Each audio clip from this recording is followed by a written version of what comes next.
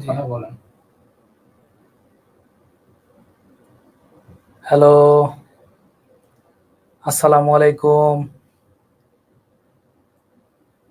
আমরা কি ক্লিয়ার দেখতে এবং শুনতে পাচ্ছি কিনা? স্পিকারটা একটু নেন।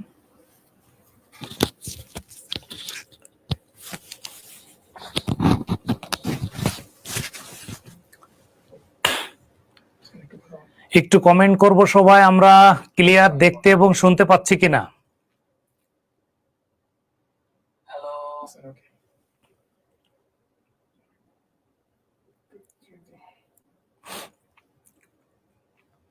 একটা কমেন্ট পেলে আমরা সামনে এগোতে পারি।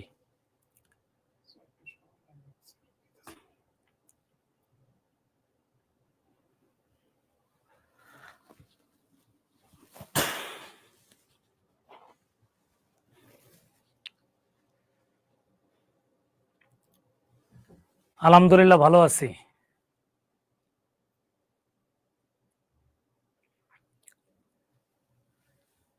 এতটুকু শুধু বলি যে আমরা অনেকের ধারণা যে আমরা একটা প্রশ্ন সলিউশন দেখব, বিষয়টা তা না। আমরা মূলত যদি আমি তোমাদেরকে অল্প কিছুক্ষণ কিছু সলিউশন ক্লাসের মেসেজ দিতে পারি, তাহলে তুমি দুইটা জিনিস এখান থেকে পাবে।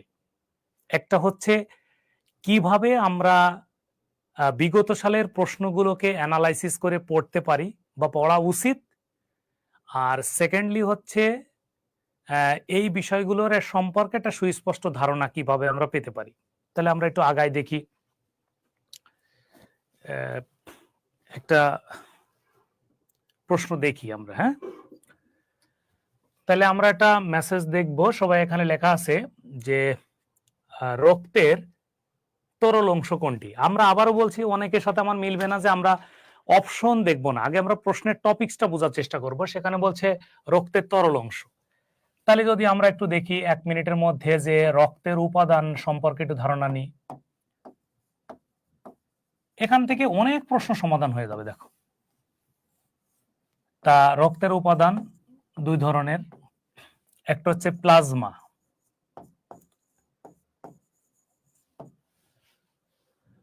আর একটা হচ্ছে রক্তকণিকা। প্লাজমার অন্য একটি নাম হলো রক্তরস।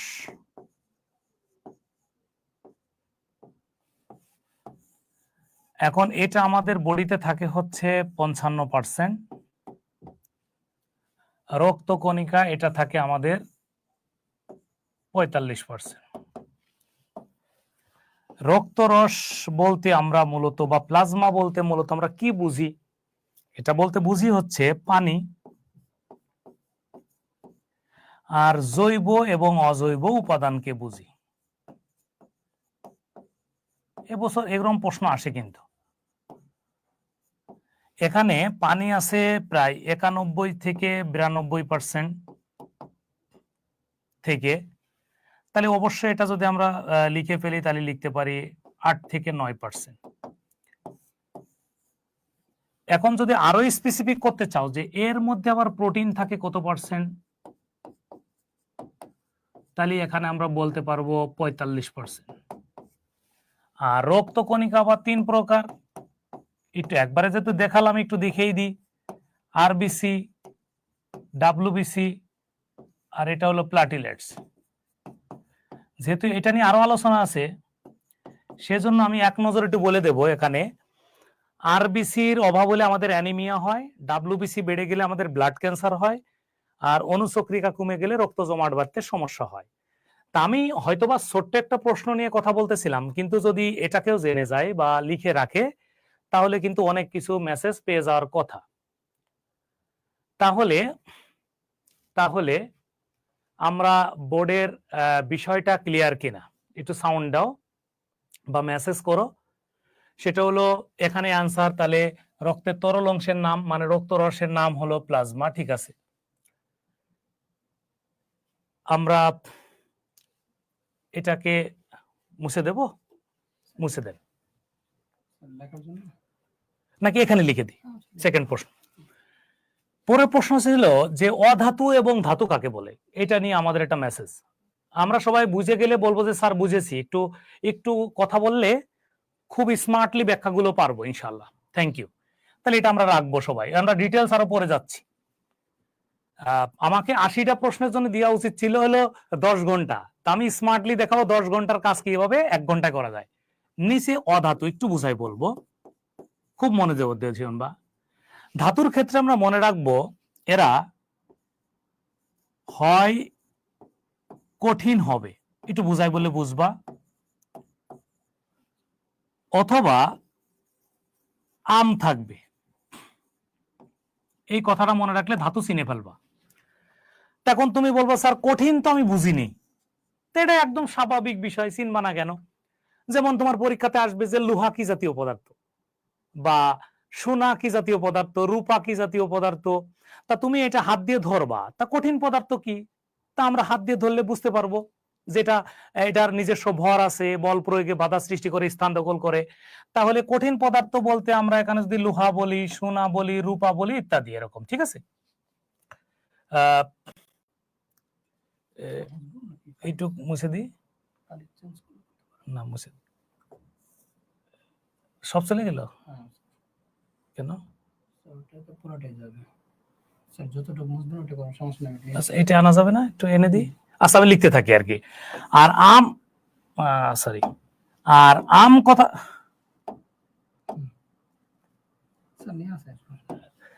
আম কথা থাকবে কখন, যেমন সোডিয়াম, পটাশিয়াম, ম্যাগনেসিয়াম এরকম। আর অধাতু চিনব কি করে, দেখো অধাতু চেনার সবচেয়ে সহজ বুদ্ধি হচ্ছে এরা সাধারণত গ্যাসীয় হবে। গ্যাস গ্যাস চেনার সবচেয়ে সহজ বুদ্ধি হলো মনে রাখবা যে যারা আমরা সবাই জানি গতিশক্তি বেশি থাকবে, ছুটাছুটি করবে, সেটাকে বলতে পারবো। আর অধাতুর প্রথম চেনার উপায় হচ্ছে এরা হবে গ্যাসীয়। তাই এটা কি আমরা বলতে পারবো যে স্যার তরল অধাতু কি নাই? আছে, আমি নিজেও জানি তরল অধাতু আছে, যেমন ব্রোমিন।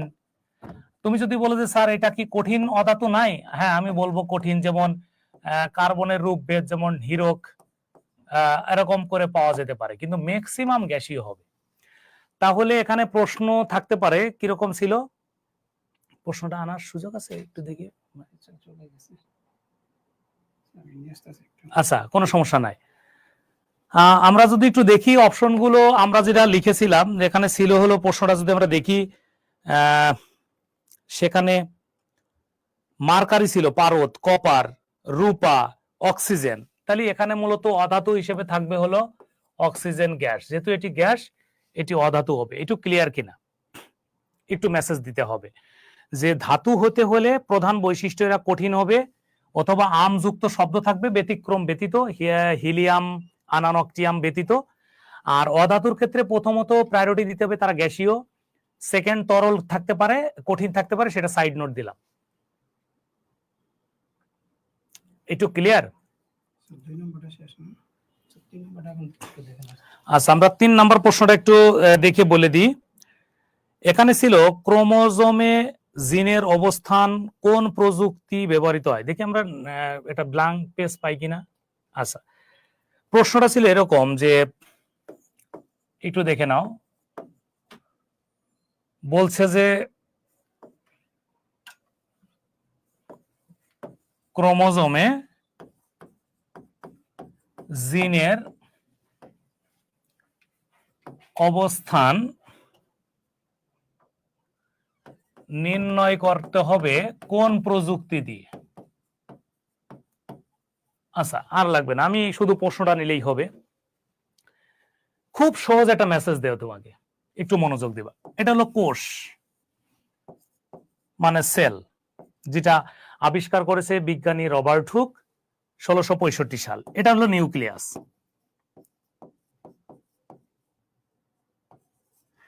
নিউক্লিয়াসের মধ্যে যে পেঁচানো সুতার মতো অংশগুলো থাকে সেটার নাম হলো ক্রোমোজোম। ক্রোমোজোম। এখন কি বলছে দেখো,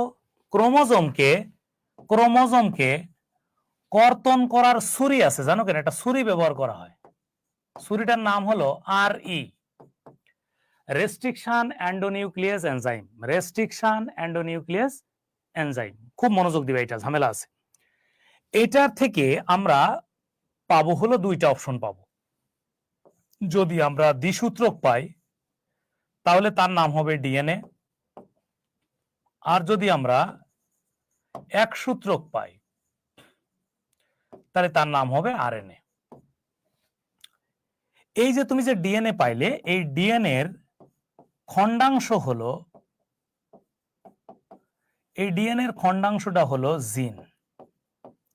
আর আমাদের দেহের মধ্যে প্রায় 40,000 জিন আছে। তাহলে ডিএনএ এর খণ্ডাংশের অপার নাম হলো জিন।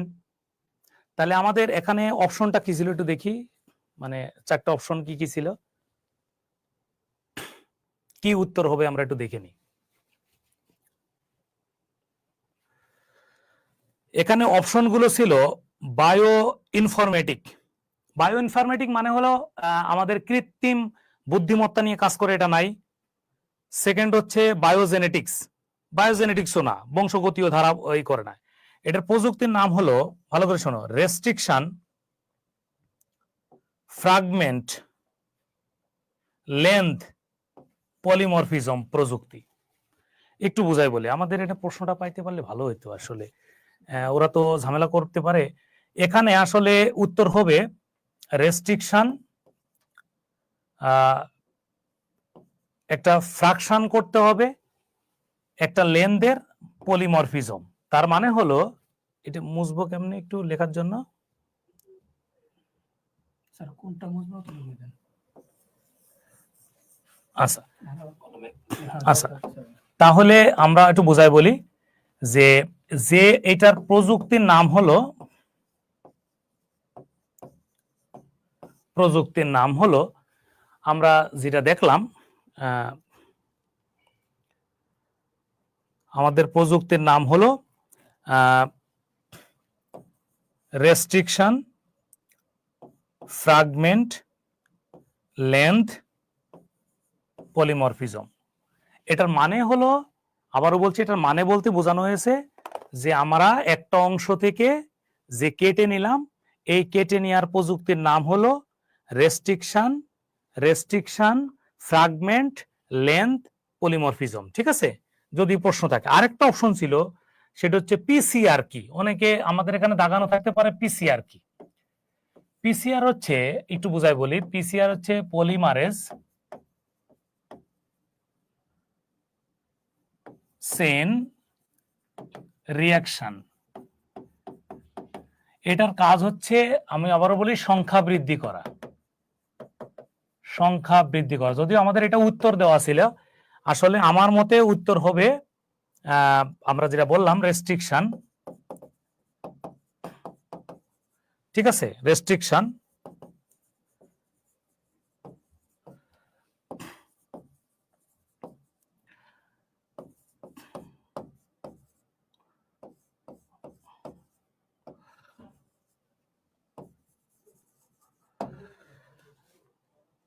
তাহলে যদি কারো কোনো প্রশ্ন থাকে বা কথা থাকে আমাকে একটু বললে ভালো হইতো, যে আমরা এটা বুঝলাম কিনা, যে একটি সেলের মধ্যে থাকবে নিউক্লিয়াস, নিউক্লিয়াসের মধ্যে থাকে ক্রোমোজোম, ক্রোমোজোমকে আমরা যদি কর্তন করি তাহলে দুইটা পাবো। যদি ডাবল সূত্রক পাই, ডাবল হেলিক্স পাই, তাহলে সেটা হবে ডিএনএ। আর ওয়ান হেলিক্স পাইলে বা এক সূত্রক পাইলে সেটা হবে আরএনএ। আর ডিএনএ এর খণ্ডাংশকে বলা হবে জিন। আর এই জিনের অবস্থান নির্ণয় করার প্রযুক্তির নাম হচ্ছে রেস্ট্রিকশন ফ্রাগমেন্ট লেন্থ পলিমরফিজম। কোনো কথা বলবে কিনা?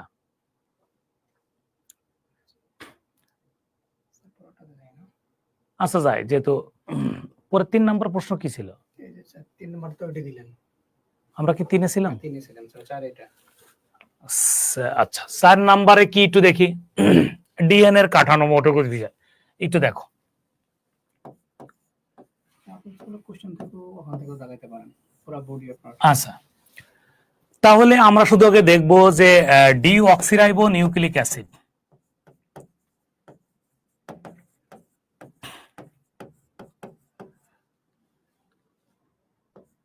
নিউক্লিক অ্যাসিড এটা গঠন করতে গেলে আমাদের কি কি লাগে একটু দেখে নাও।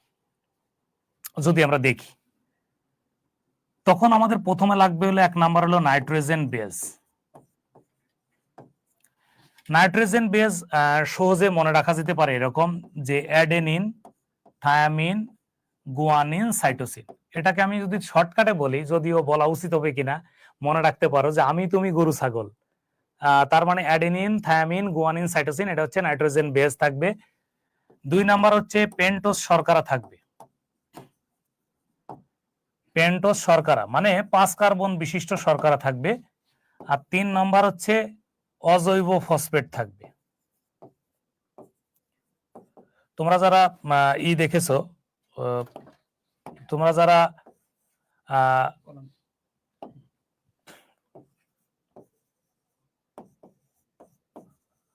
যারা ওয়াটসন ক্রিকের দ্বিতান্ত্রিক মডেল বা ডাবল হেলিক্স মডেল পড়েছো, তারা এই জিনিসগুলো দেখতে পাওয়া। তার মানে মূলত এখানে ফসফেট থাকতে হবে।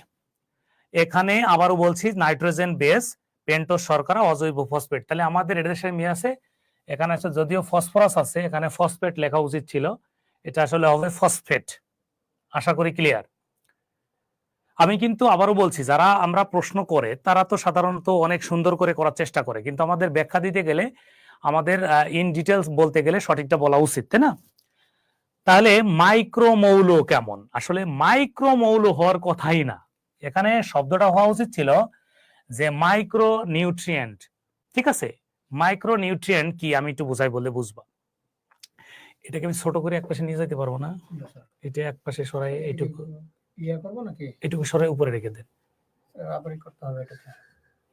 এইটুকু শুধু, পুরোটা না না না, তাহলে দরকার নেই, তাহলে দরকার নেই, থাক, বড় করে দেন, বড় করে দেন। আচ্ছা, মাইক্রো নিউট্রিয়েন্ট মৌল আমি একটু বুঝাই বলি যে আমাদের যে উদ্ভিদ পুষ্টি আছে বা নিউট্রিয়েন্ট আছে, ঠিক আছে, এটা হচ্ছে 2 ধরনের। একটা হচ্ছে ম্যাক্রো, ম্যাক্রো শব্দের মানে হলো মুখ্য, মাইক্রো শব্দের মানে হলো গৌণ। ভালো করে বুঝো। তা এইটা আছে আমাদের 10টি, এটা আছে 6টি। এই 6টি মনে রাখার টেকনিক কি একটু দেখায়, যে এরকম মনে রাখতে পারো যে বোন, মলি, ম্যাঙ্গোজিতে সিসি করলো। দেখো এটাতে তোমার লাভ কি হবে জানো? এটা লাভ হবে যে তুমি এইটা সংশ্লিষ্ট যত প্রশ্ন ভবিষ্যতে আসবে পেরে যাবা। সিসি করলো, এটা দিয়ে কিভাবে মনে রাখা যায় দেখো।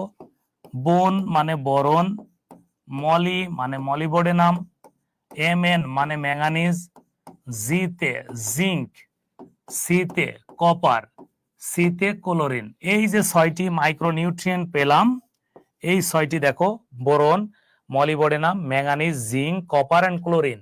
দেখি আমরা এর মধ্যে কোনটা পাই। তাহলে মাইক্রোমৌল বলতে মাইক্রোনিউট্রিয়েন্ট পাচ্ছি আমরা এখানে সিতে সি কপার পেয়ে গেলাম। দেখো এটা আমাদের ছন্দের মধ্যে আছে।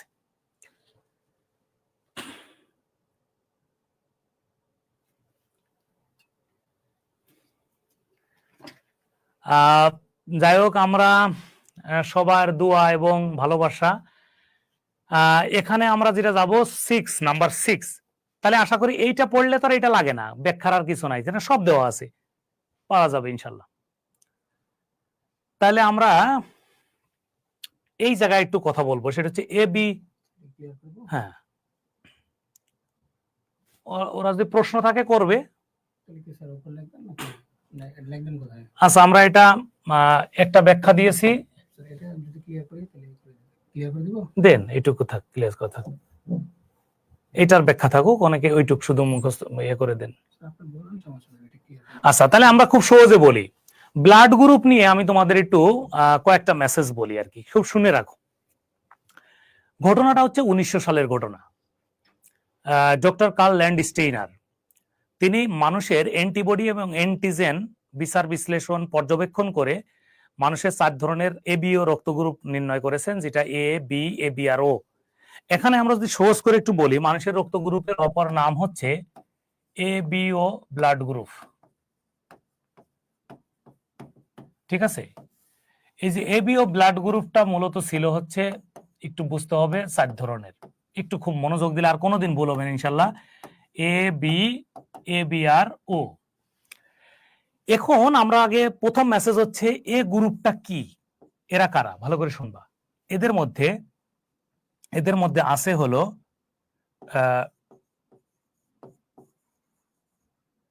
অ্যান্টিবডি আছে হলো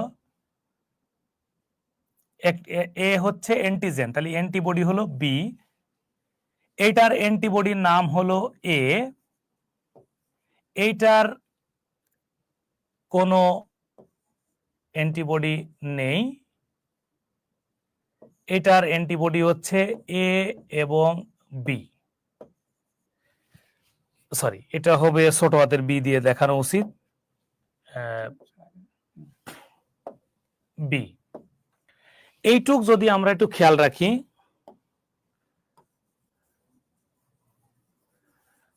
এটা বুঝতে না দিলে কষ্ট হবে বুঝতে, ওদের একটু খেয়াল করে দেখো। এখন একটু আমরা খেয়াল করব, মানে অ্যান্টিবডি কি, অনেকের প্রশ্ন হতে পারে অ্যান্টিবডি কি। অ্যান্টিবডি লাইক দারোয়ান মনে করতে পারো, তাহলে এদের মধ্যে অ্যান্টিবডি আছে, এদের অ্যান্টিবডি আছে, এদের উভয় অ্যান্টিবডি আছে, তাহলে এরা কাকে রক্ত দিতে পারে? ও নিজেকে দিতে পারবে, তাই না? ও নিজেকে দিতে পারবে। আর কাকে দিতে পারবে? যেহেতু এ বির অ্যান্টিবডি নেই, মানে দারোয়ান নেই, তাহলে এ বি কে দিতে পারবে রক্ত। খুব মনোযোগ দেন, একটা মজার জিনিস আছে শেখাচ্ছি। তাহলে বি কাকে কাকে রক্ত দিতে পারবে? তাহলে ও নিজেকে দিতে পারবে আর এ বি কে দিতে পারবে। তাহলে এ বি কাকে রক্ত দিতে পারবে? তাহলে এ বি কে দিতে পারবে। আর ও কাকে দিতে পারবে?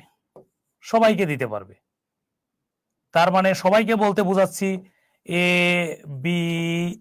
বি ও।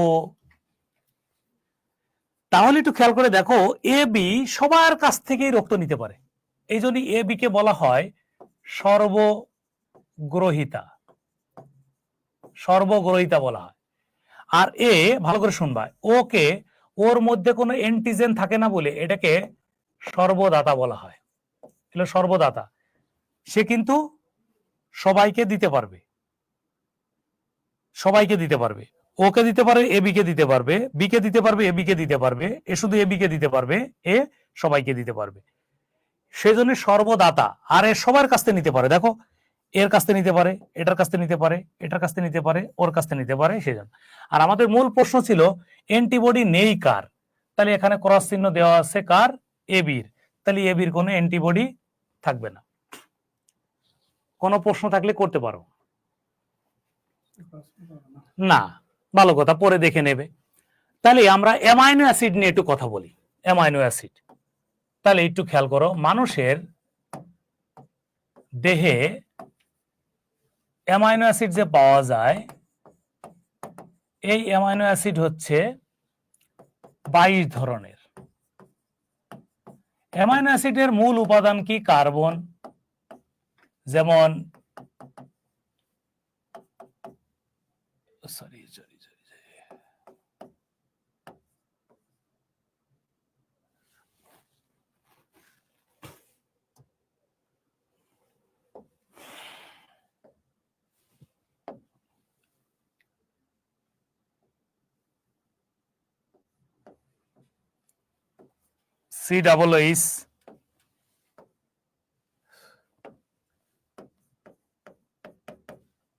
COOH, এই অ্যামাইনো অ্যাসিডের, ভালো করে শুনবা, এটার মধ্যে অত্যাবশ্যকীয় আছে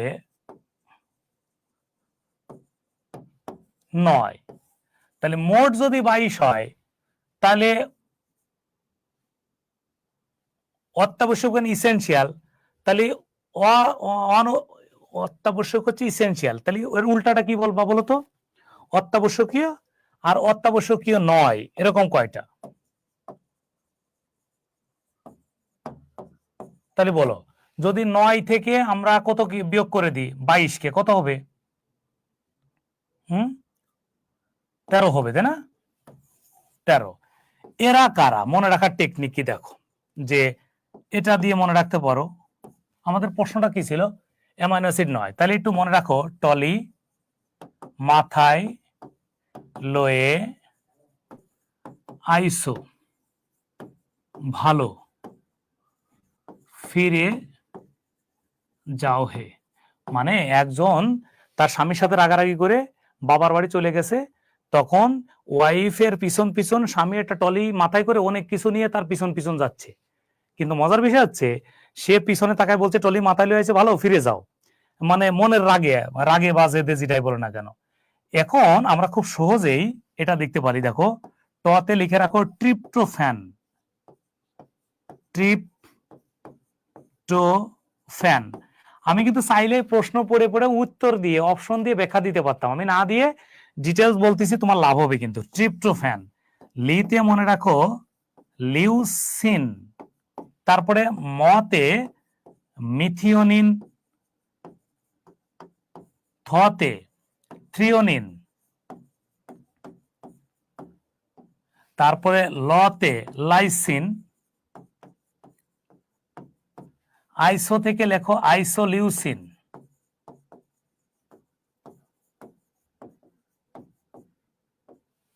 আইসোলিউসিন, ঠিক আছে, আইসোলিউসিন। এটা ভালো থেকে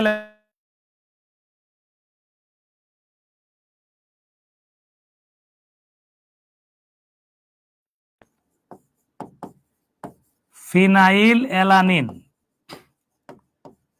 আর হতে হিস্টিডিন।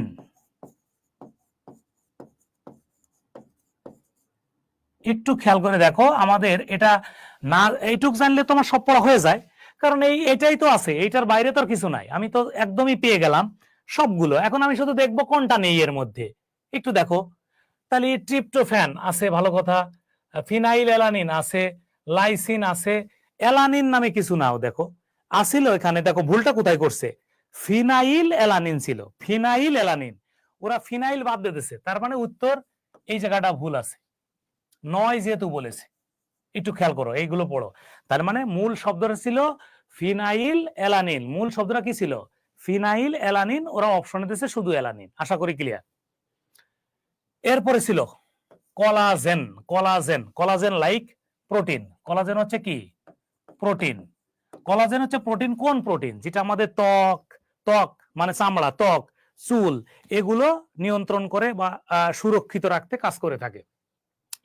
দাঁত এবং হাড়, সময় তো অল্প, তাও একটু স্মার্টলি অ্যান্সার দেওয়ার চেষ্টা করি। দাঁত এবং হাড় যদি গঠনের আসে, তাহলে অনেকে মনে করতে পারে যে এখানে স্যার ক্যালসিয়াম যদি থাকতো আমি খুশি হতাম।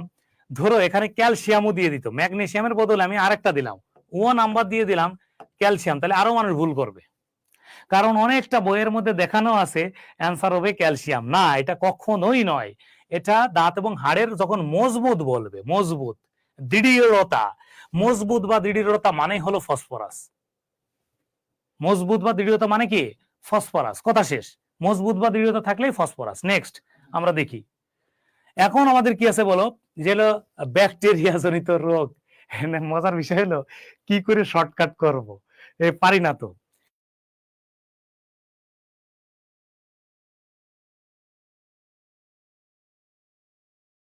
একটু দেখায় যে ব্যাকটেরিয়া কি, একটু বোঝাই বলি। ব্যাকটেরিয়ার আবিষ্কারকের নাম একটু, তাহলে গল্প তো করতে পারি। ব্যাকটেরিয়ার আবিষ্কারকের নাম হচ্ছে বিজ্ঞানী লিউয়েন হুক। তিনি প্রথম অনুবীক্ষণ যন্ত্র আবিষ্কার করেছেন, এবং অনুবীক্ষণ যন্ত্র আবিষ্কারের পরে তিনি প্রথম এই ব্যাকটেরিয়ার নিয়ে বিভিন্ন গবেষণা করেছেন। এবং মজার বিষয় হচ্ছে ব্যাকটেরিয়া তিনি আবিষ্কার করেছেন। এখন তিনি একটা কথা মনে রাখলেই নয়, যেতটুকু যে যখন এটুকু মনে রাখতে পারো, টনি মিয়া, যখন টনি মিয়া ধোকা খায়, এইটুক মনে রাখলে সব হয়ে যায়, তখন ডাক্তার বিপু হেসে গান করে। এটা দিয়ে সকল প্রকার ব্যাকটেরিয়ার রোগ শিখা হয়ে যায়। এই যে প্রথম জতেই যক্ষা, আমাদের প্রশ্নের উত্তর কিন্তু হয়ে গেছে। টতে টাইফয়েড, নিতে নিউমোনিয়া, মতে মেনিনজাইটিস, এতে অ্যানথ্রাক্স, ধোকা থেকে ধনুষ্টঙ্কার, ডতে ডিপথেরিয়া, বতে হলো অনেকে বুঝবা না, এটা লিখে দিলাম বোটুলিজম। বতে কি বোটুলিজম একটা রোগ, হ্যাঁ, ফুড পয়জনিং এর মতো রোগ। প্লেগ, প্লেগ তো জানোই, প্লেগ। আচ্ছা, হতে হুপিং কাশি, গতে গোনোরিয়া, গোনোরিয়া তো জানো, এই যে আমাদের বিভিন্ন এটা যৌন গঠিত রোগ আর কি, গনোরিয়া। ওকে, এই গনোরিয়ার ওষুধ কিন্তু যে পেনিসিলিন আছে না, পেনিসিলিন, পেনিসিলিন কিন্তু খুব ভালো কাজ করে। কিসের জন্য? পেনিসিলিন খুব ভালো কাজ করে হচ্ছে এই যৌন রোগের ক্ষেত্রে। আর কতে কলেরা, নাম শুনছো তো, কলেরা। আর মনে রাখবা ডায়রিয়া কিন্তু ভাইরাস জনিত, কলেরা কিন্তু ব্যাকটেরিয়া জনিত, আর রোয়াতে রক্ত আমশায় যেটা ব্যাসিলারি ভাইরাস দ্বারা হয়ে থাকে। ওকে, আশা করি এখন আমরা দেখো তো, যক্ষা, টাইফয়েড, নিউমোনিয়া, মেনিনজাইটিস, অ্যানথ্রাক্স, ধনুষ্টঙ্কার, ডিপথেরিয়া, বটুলিজম, প্লেগ, হুপিং কাশি, গনোরিয়া, কলেরা আর রক্ত আমশায়। তাহলে এখানে আমরা ইজিলি পেয়ে গেছি যক্ষা হচ্ছে ব্যাকটেরিয়া জনিত রোগ। ফাইলেরিয়া কৃমি, ভেক্টর। একটু এখানে একটা ঝামেলা আছে, এখানে আমি একটু বুঝাই না বললে সমস্যা হবে। আচ্ছা, এখানে একটু বুঝাই বলি, সুন্দর হবে। আমরা যদি এই 2 মিনিট তাকায় থাকি তাহলে কিন্তু সব প্রশ্নের উত্তর পাওয়া যাবে। দেখো, মশা দিয়ে আমরা কি কি জিনিস শিখবো একটু দেখো। মশা, মশা আমাদের কি করে, মশা বাহিত রোগগুলো কোনগুলো একটু দেখো। এই যে প্রথম কথা হচ্ছে ডেঙ্গু, যেটা আমরা পরবর্তীতে হয়তো বা পাবো। ডেঙ্গু নিয়ে আসে, ডেঙ্গু কিন্তু ফ্লাভি ভাইরাস। ডেঙ্গুর ভাইরাসের নাম কি? ফ্লাভি ভাইরাস। পরে এই প্রশ্নটা পাইতে পারি, দেখলাম। তা ফ্লাভি ভাইরাস হবে, একটু দেখো, ফ্লাভি ভাইরাস। কোন কোন বইয়ে এটা থাকতে পারে DENV, DENV, DENV like flavivirus বোঝানো হয়েছে। তাহলে এটাও মশা দ্বারা হবে। কিন্তু এই মশাটা কেমন মশা? এই মশাটা কিন্তু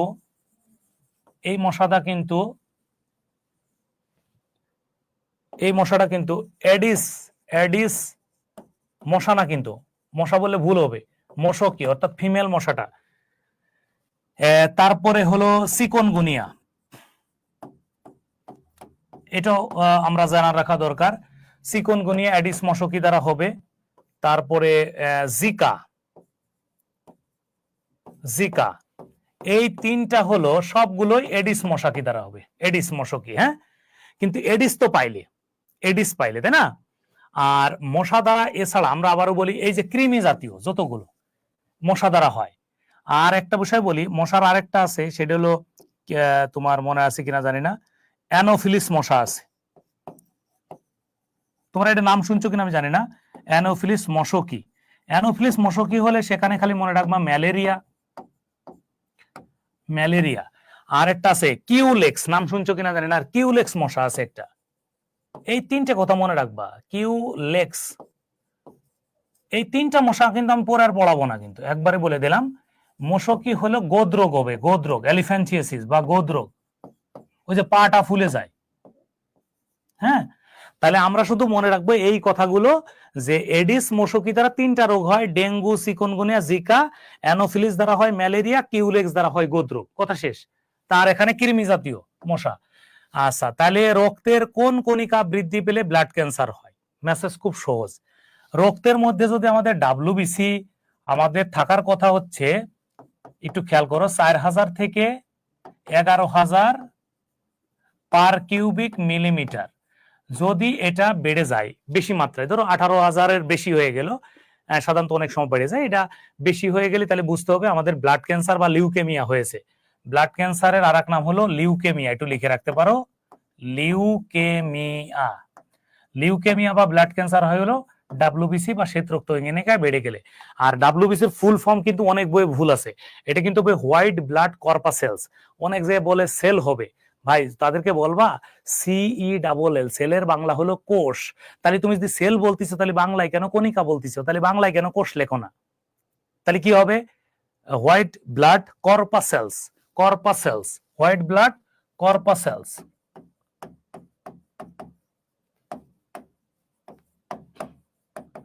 নট এ সেল। আশা করি ক্লিয়ার, আমরা সামনে আগাতে পারি। কারো কোনো মেসেজ থাকলে বলবা। ওয়ালাইকুম আসসালাম। তাহলে আমরা আশা করি ক্লিয়ার, সামনে আগালাম। ডিএনএ এর নাইট্রোজেন গঠিত বেস কি? খুব সহজে মনে রাখো, এর মজা পাবা না। যে মনে রাখবা আমি, তুমি, গরু, ছাগল।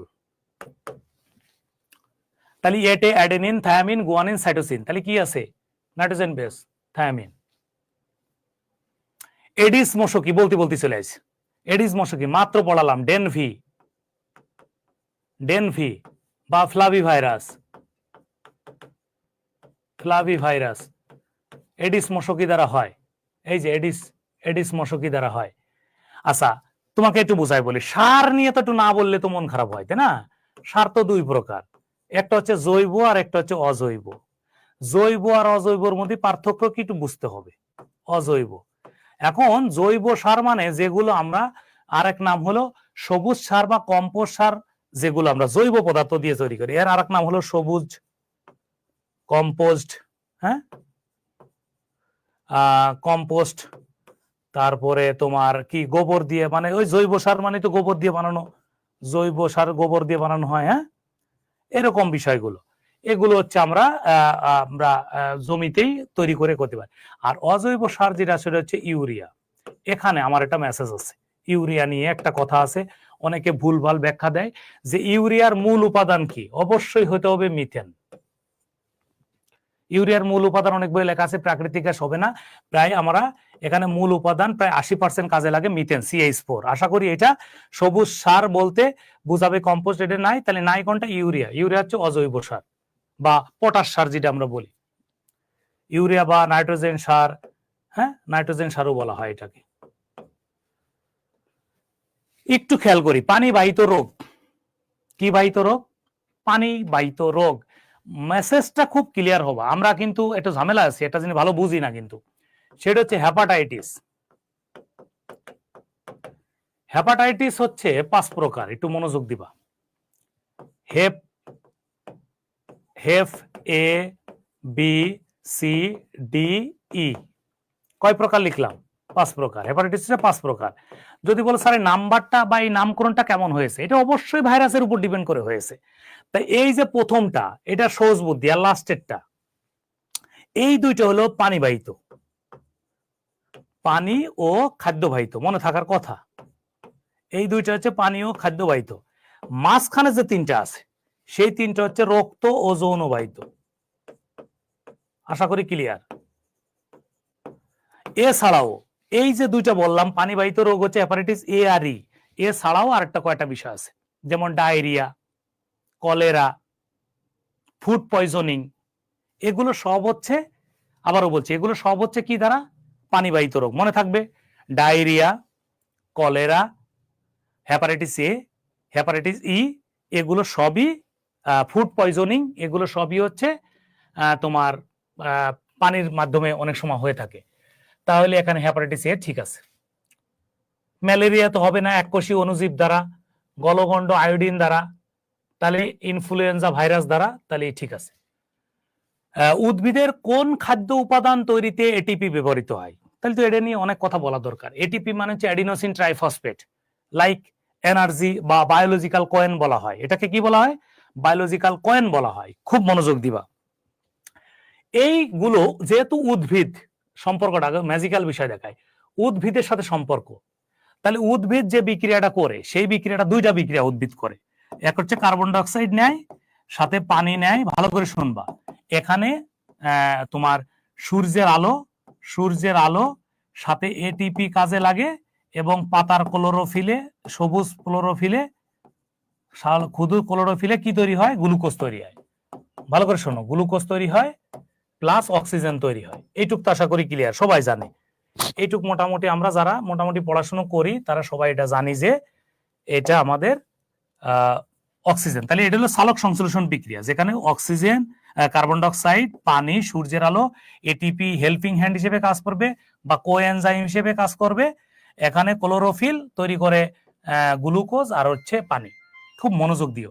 তাহলে উদ্ভিদের এটা তৈরিতে ব্যবহৃত হয় এটা। আরেকটা কথা, এটা যদি উল্টায় বলতাম, তাহলে এই যে রাত্রিবেলায় বা শোষণের মধ্যে উদ্ভিদ এটা করে থাকে, এই যে তোমার অক্সিজেন নিয়ে তারা বিক্রিয়া করে বানাবে হলো এটিপি বানাবে প্লাস কার্বন ডাই অক্সাইড তৈরি করবে। এটাকে আমরা বলি হলো শ্বসন, এটাকে আমরা বলি সালোক সংশ্লেষণ। কোনো প্রশ্ন থাকলে করতে পারো। সালোক সংশ্লেষণ মানে হলো সূর্যের আলোর উপস্থিতিতে হবে, যেখানে গ্লুকোজ তৈরি করবে, আর যেটা শক্তি তৈরি করে সেটার নাম হচ্ছে শোষণ বিক্রিয়া বা জারণ বিক্রিয়া। তাহলে উদ্ভিদের এটিপি তৈরিতে কার্বোহাইড্রেট বা গ্লুকোজ বা কার্বোহাইড্রেট থাকতে পারে। একটু লিখে দিলাম, C6H12O6 তৈরিতে কাজে লাগে। কোন গ্রন্থির কার্যক্ষমতা হ্রাসের ফলে শিশুর মানসিক প্রতিবন্ধী দেখা দেয়? এখানে একটা বিষয় আছে, আগে মানসিক প্রতিবন্ধীর বিষয়টাকে শুনে নাও। এখানে আমাদের একটু খেয়াল করে দেখো, পিটুইটারি যেটা আমরা বলি, যে কোন ক্ষমতার আসবৃদ্ধি, পিটুইটারির জন্য তো আর সে কি হবে না, মানসিক প্রতিবন্ধী হবে না, সে হয়তো বা ছোট হইতে পারে। থাইরয়েড বা প্যারাথাইরয়েড যেটা, সেটা গলা ব্যথা হইতে পারে। থ্যালামাস যেটা একটু বুঝাই বলি, থ্যালামাসের বিষয়ে হলো এখানে স্নায়বিক দুর্বলতা দেখা দিতে পারে, কিন্তু থাইরয়েডে যেটা সমস্যা হবে তাহলে সে ওই যে অটিস্টিক শিশু বলা হয়, সেই জন্য থাইরয়েড প্রবলেম হতে পারে। সেই জন্য মা যখন গর্ভবতী থাকবে তার পর্যাপ্ত টেক কেয়ার রাখতে হবে যাতে কোনো থাইরয়েড প্রবলেম না হয়। এটা কিন্তু ডাক্তার খুব বেশি খেয়াল রাখার চেষ্টা করে, থাইরয়েডের সমস্যা হলে এই প্রবলেমটা দেখা দেবে। পাতার ক্লোরোফিল, ক্লোরোফিল অণুর উপাদান কোনটি একটু বুঝাই বললে বুঝবা। এখানে একটা জিনিস মেসেজ আছে যে ক্লোরোফিলে কোন কোন উপাদান থাকে। ক্লোরোফিলে থাকে আমাদের কার্বন, হাইড্রোজেন, অক্সিজেন, নাইট্রোজেন আর ম্যাগনেসিয়াম। তার যেহেতু কার্বন, হাইড্রোজেন, অক্সিজেন, নাইট্রোজেন নাই, তাহলে ম্যাগনেসিয়াম আছে। তাহলে ম্যাগনেসিয়াম যেটা ক্লোরোফিল মূলত সবুজ রঙের জন্য দায়ী। কিসের জন্য দায়ী? সবুজের জন্য দায়ী। এখানে কার্বন, হাইড্রোজেন, অক্সিজেন, নাইট্রোজেন আর হলো ম্যাগনেসিয়াম, একটু মনে রাখা দরকার এটা একটু। আচ্ছা, কোন কণিকার ঘাটতির ফলে অ্যানিমিয়া হয় একটু খেয়াল করে দেখো। আর মানে রেড, বি তে ব্লাড, সি তে কর্পাসেলস, একটু খেয়াল করো। এটার গড় আয়ু হচ্ছে আমরা সবাই জানি 120 দিন, তাই না, বা 4 মাস যেটাই বলি। এইটা আমাদের মধ্যে থাকে, আমরা সবাই জানি হিমোগ্লোবিন থাকে। সবাই আমরা জানি রক্তের মধ্যে হিমোগ্লোবিন থাকা মানে আরবিসির মধ্যে থাকে, এটাকে আমরা হিমোগ্লোবিন বলছি। একটু খেয়াল করে দেখবা যে রক্ত ঠিক আছে কিনা ডাক্তার হিমোগ্লোবিন টেস্ট করে। হিমোগ্লোবিন টেস্ট করা মানে হলো যদি হিমোগ্লোবিন কমে যায় তাহলে বুঝতে হবে আরবিসি কমে গেছে, আর এটা যদি কমে যায় তাহলে আমাদের যেটা হয় সেটা হচ্ছে অ্যানিমিয়া দেখা দেবে। তাহলে অ্যানিমিয়া মানে হলো রক্ত স্বল্পতা, যেটা রক্ত স্বল্পতা বা অ্যানিমিয়া, সেটা হচ্ছে আরবিসির অভাবে হবে। তাহলে ডাব্লিউবিসির বেড়ে গেলে হয় ব্লাড ক্যান্সার আমরা জানি, আর থ্রোম্বোসাইট মানে কিন্তু প্লাটিলেটস, এটা কমে গেলে হলো রক্ত জমাট বাঁধতে সহায়তা করে, এটা আমরা জানবো। হৃৎপিণ্ডের ভালভগুলোকে কোন স্তর দ্বারা করা হয় আগে আমরা একটু বুঝাই বলি, একটু থাকাও খুব মনোযোগ দিয়ে। সেটা হচ্ছে এপিকার্ডিয়াম মানে সবচেয়ে বাইরের স্তর, এটা মনে রাখবা, বাইরের। আর মায়োকার্ডিয়াম মানে হলো মাঝখানের, মাঝ। এই এপি বানানটা ভুল আছে আর কি, এপিকার্ডিয়াম সেটা হচ্ছে বাইরের, এটা তো এমনি বাদ, আর এটা হলো মাঝের অংশ। আর অ্যান্ডো শব্দের মানে হলো ভিতরে। তা আমরা যখন বুঝবো সবাই যে ভালভ শব্দের মানে হলো কপাটিকা, কপাটিকা তো ভিতরে থাকে। তোমরা যখন হৃৎপিণ্ড চিত্র আঁকবা দেখবা এরকম, একটু কষ্ট করে যদি 30টা সেকেন্ড একটু দেখে রাখো, এই যে বাম অলিন্দ বাম নীলার মাঝখানে যে দরজা আছে এটার নামই কিন্তু কপাটিকা। তাই কপাটিকা গুলো ভিতরে থাকে, ভিতরে, দ্যাটস মিন এন্ডোকার্ডিয়ামের অংশ বিশেষ হিসেবে বা আচ্ছাদিত থাকবে। ওকে,